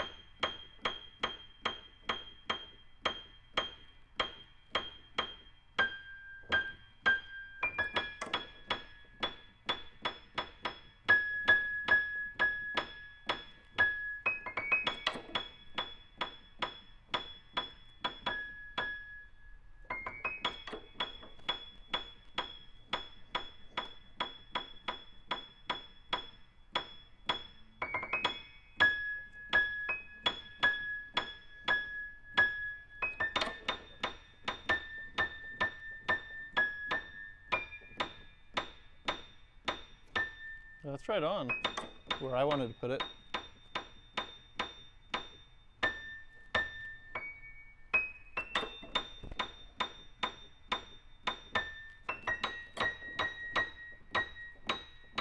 Same with that one.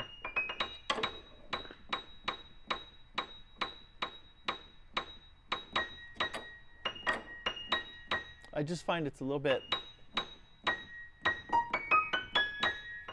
for me, it's just, you know, just the way the B I kind of wanted, no, it's basically on.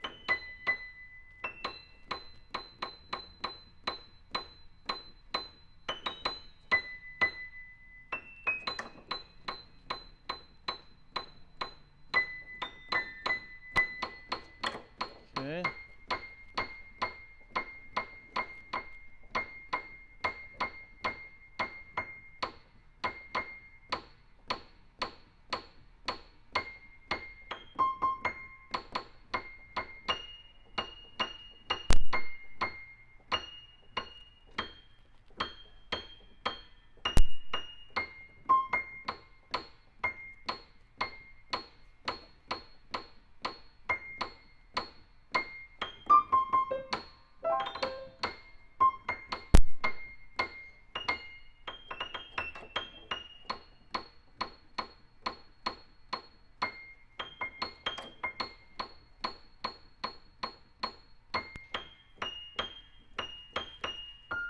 Stuff moved around here.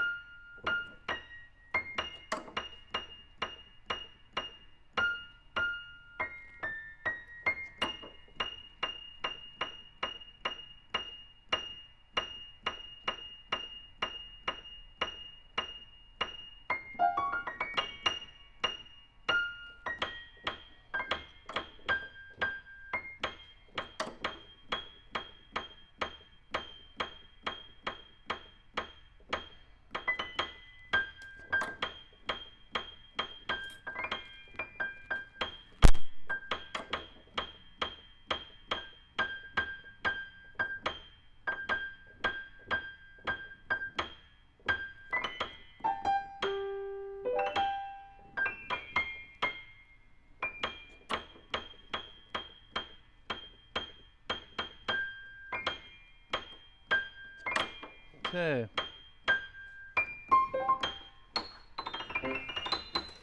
Let's do the bass. All right, I guess I already have the bass in view there. Just using this software. Okay.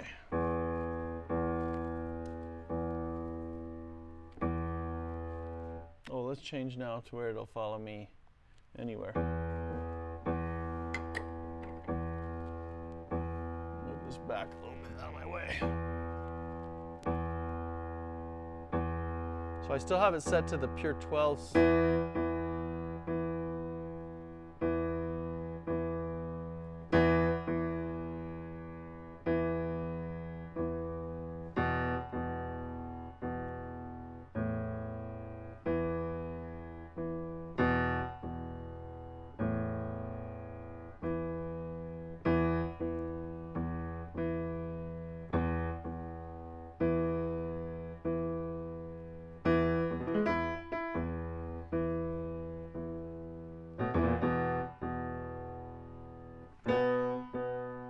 Oh, I haven't tuned the tenor, that's why. You kind of got to do that.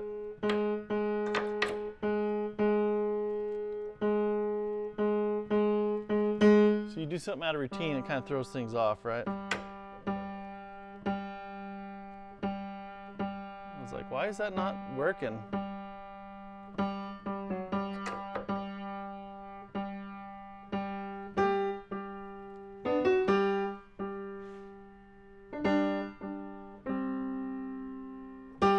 I'm going to go back to the pure octave setting for this area. Tuning curve, styles, pure octaves, done.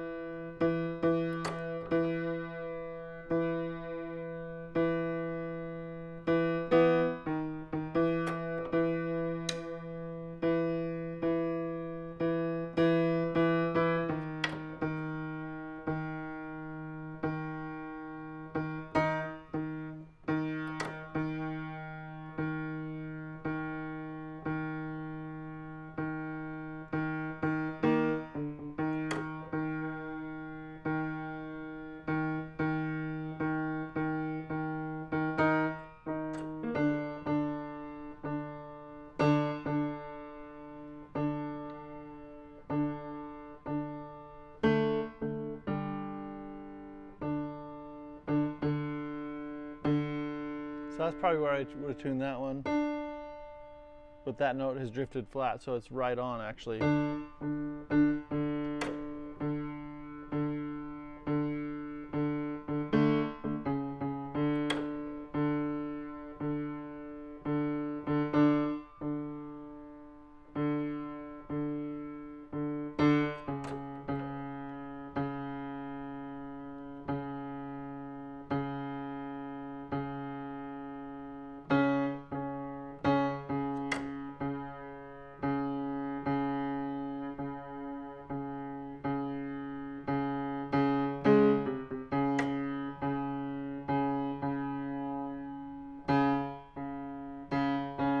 So I'm curious if anyone's there on the chat there. Can you hear me through my lav mic still, or I'm not sure if my receiver ran out of battery or not. It's giving me a red light, but it's still got a light, so I'm wondering if it's still working.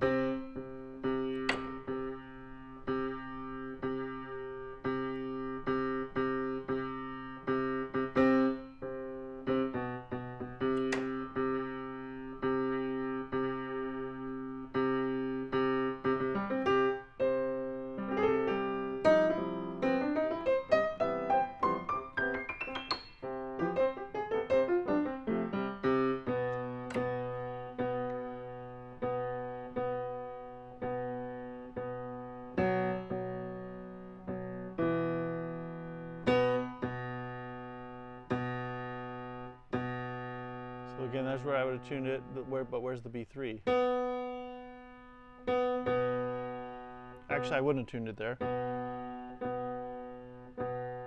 On a second listening, I would have pulled it up a little bit.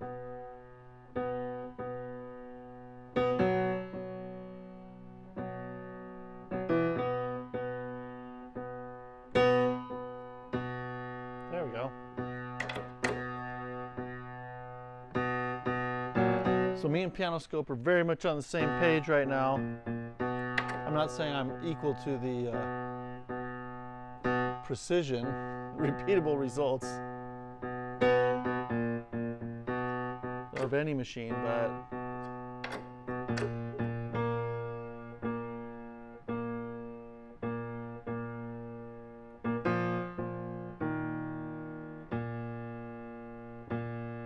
yeah.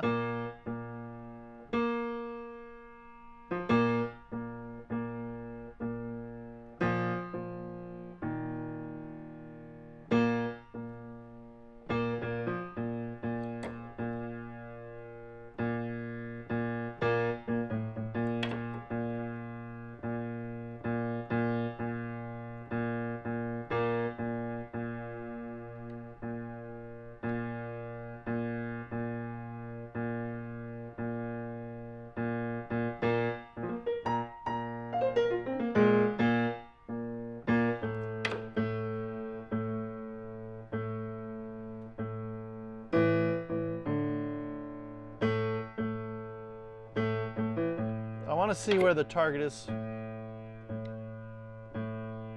if I switch it to pure 12s.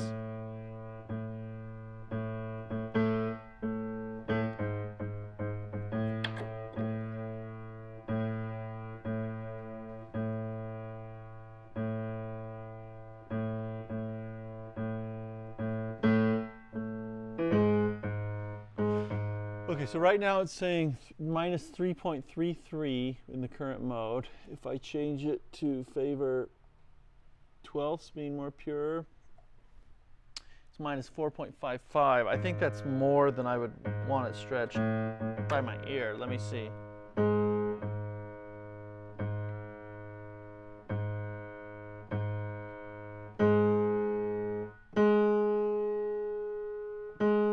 That's drifted a little bit sharp, if anything. I mean, that has a beat to me of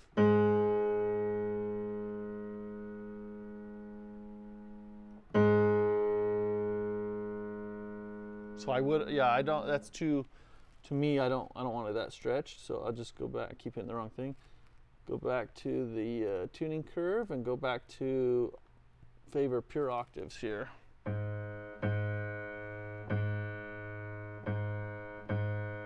To me, in tune is like in tune, right?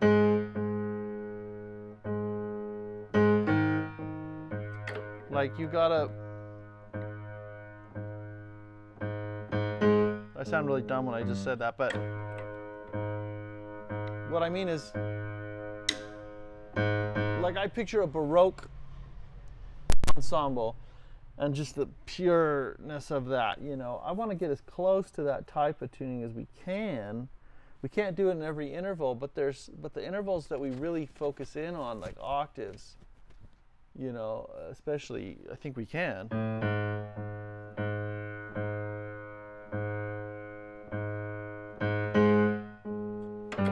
And what's compromised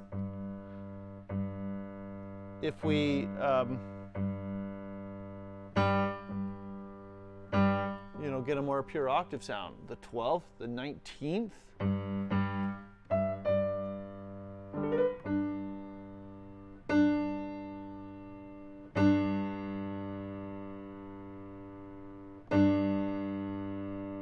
It's still pretty pure. The beat on that's really slow, like that I'm hearing, you know?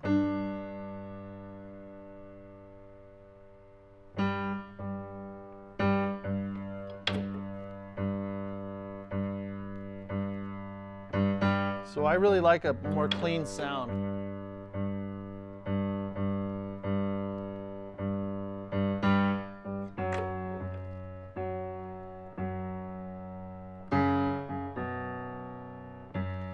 I'm not sure why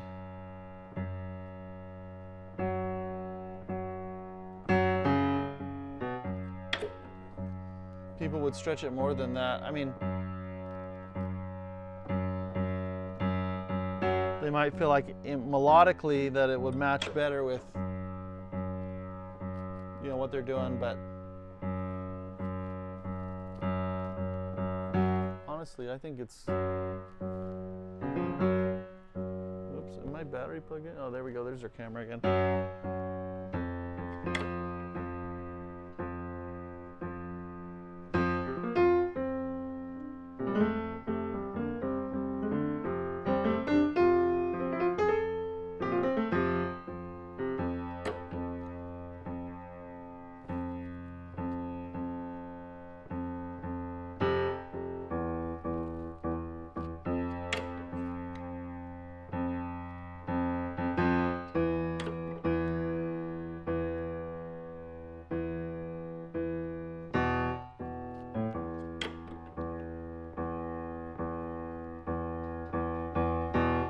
I think when people started learning about stretch on the piano, started talking about it, I think somewhere along the line things just got out of hand. And someone who didn't understand it took it to an extreme or something.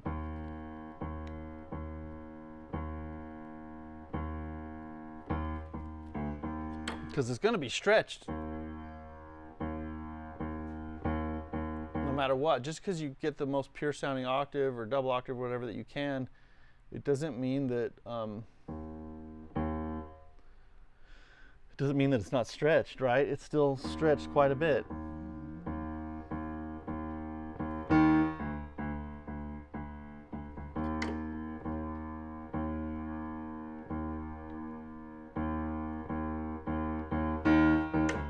So if you picture like an ensemble, like a, you know, wind symphony, whatever.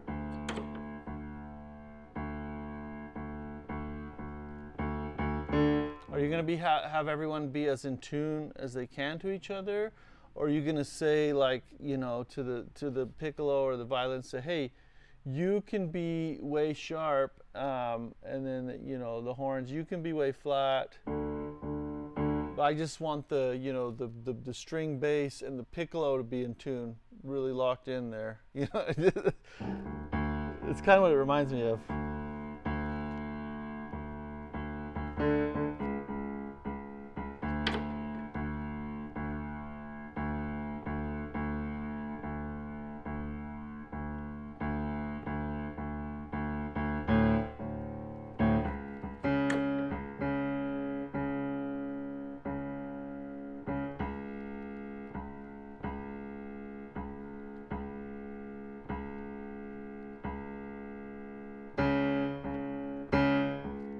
But I really like the way this Pianoscope's tuning the bass.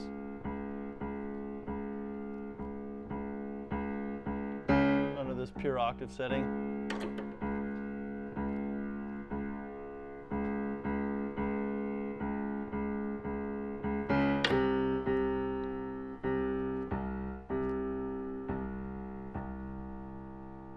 Oh, it's right there.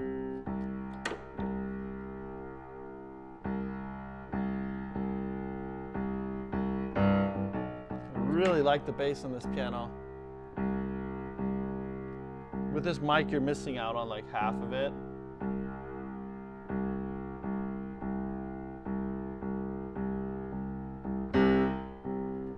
It's got a great boom to it though. We did a new bridge cap on this one. The board's the original, soundboard is the original, but we're able to reset the, down bearing on the bridge with the new bridge cap.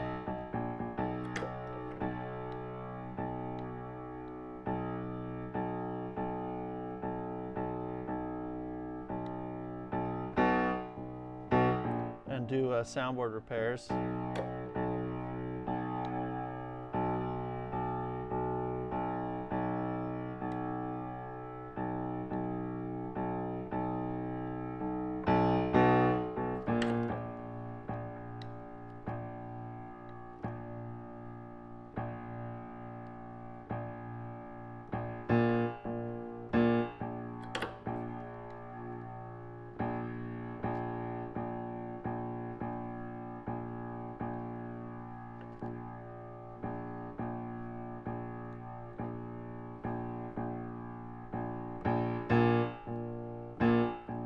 Sorry that picture cuts out a lot.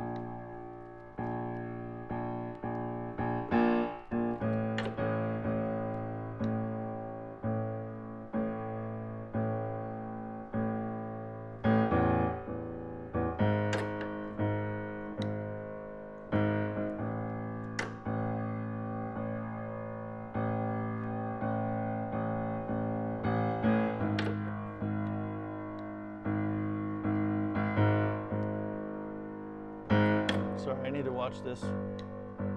I forgot there.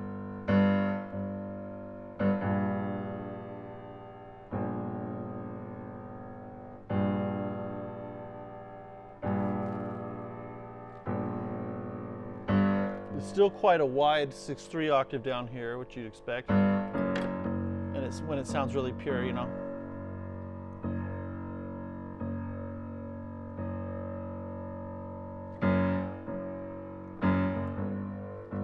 Yeah,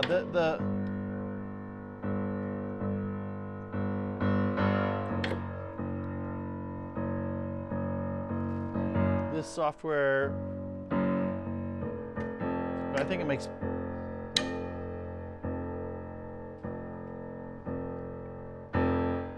better choices than I would, down here.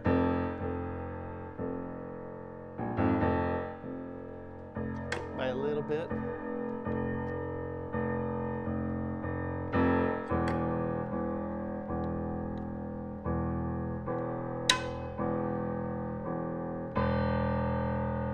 Yeah, I'm kind of consistently wanting to stretch it a little bit more.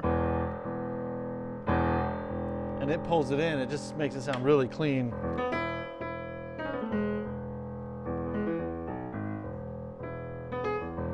So maybe melodically down here, like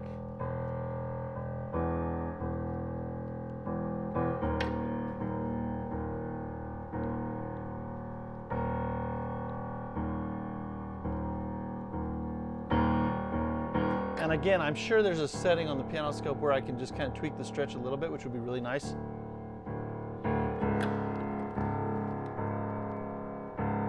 Because if I'm setting it to pure 12ths, it's too much different.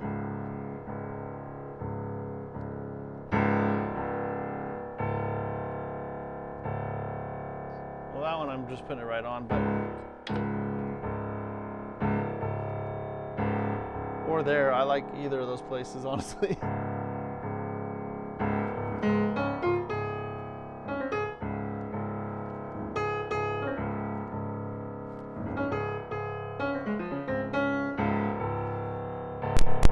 Yeah, like that place.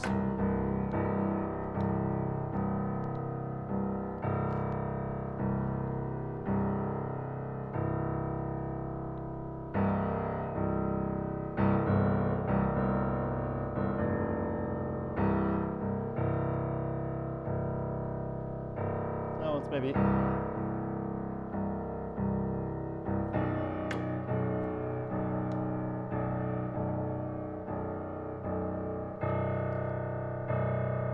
That's pretty close.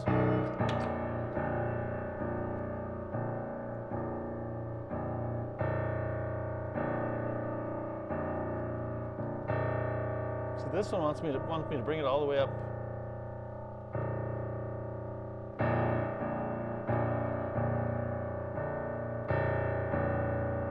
That one wanted me to bring it up higher, but I want to put it there.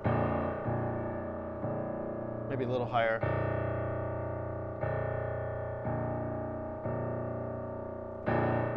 Yeah, actually maybe there.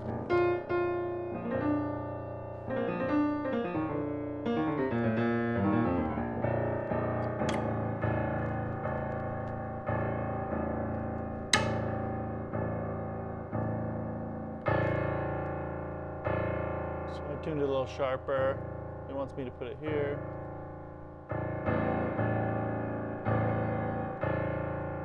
I like that though. If I put it on 0,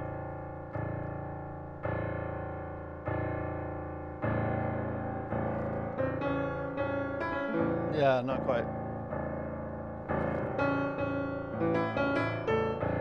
So I want it right there for my ear.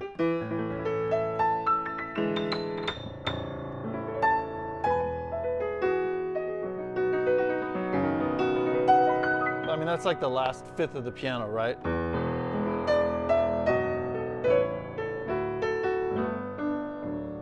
When I tuned the Boston this afternoon, I liked the choices the machine was making a lot better than what I was doing as far as the sonority it was creating, which means it was more in tune, right?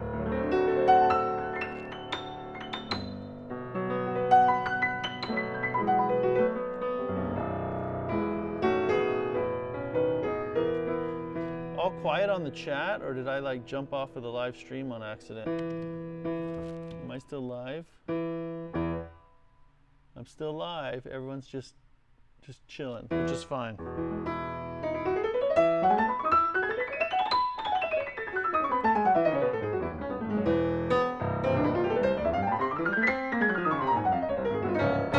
By the way, the piano's not too heavy. After doing the touch weighting, it's great.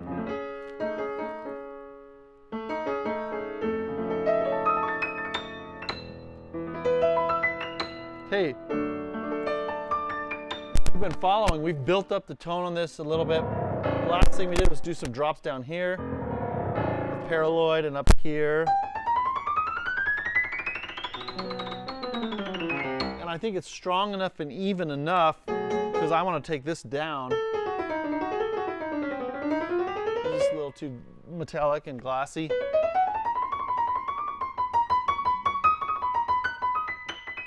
And this is more mellow, but I think if I bring this down to blend, it'll be just right. It'll be plenty strong. Because I'm feeling those notes pop out really nicely.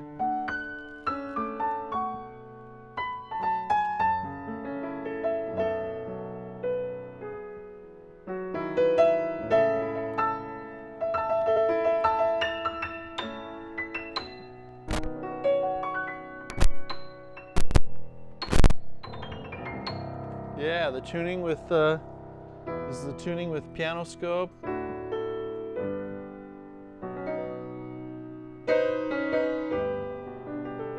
Here's the sounds really good. Sorry about that. No, but it's good.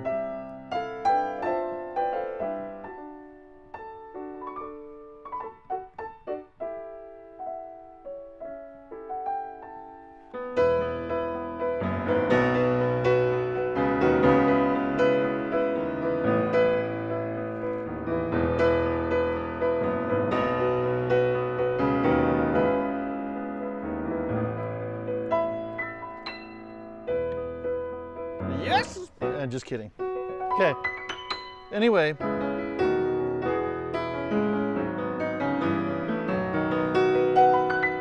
Someone asked about playing a Billy Joel song. This voicing would be good for Billy Joel.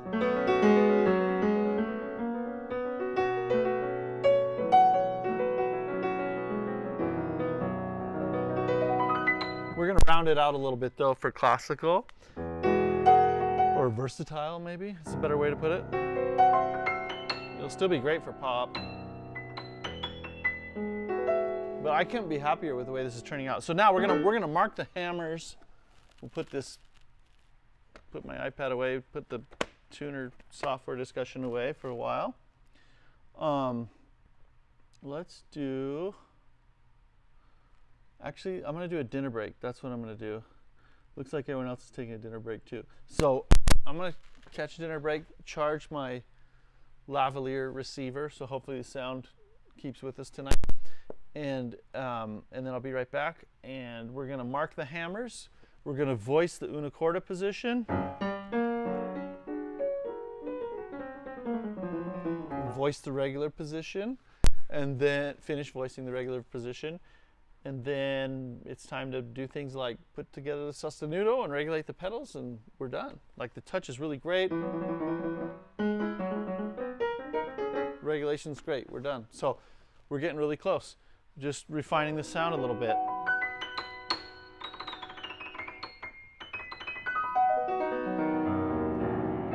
So I'm going to go ahead and cut the stream, and I'll probably catch some people on the other side of the world when I come back, which is fine.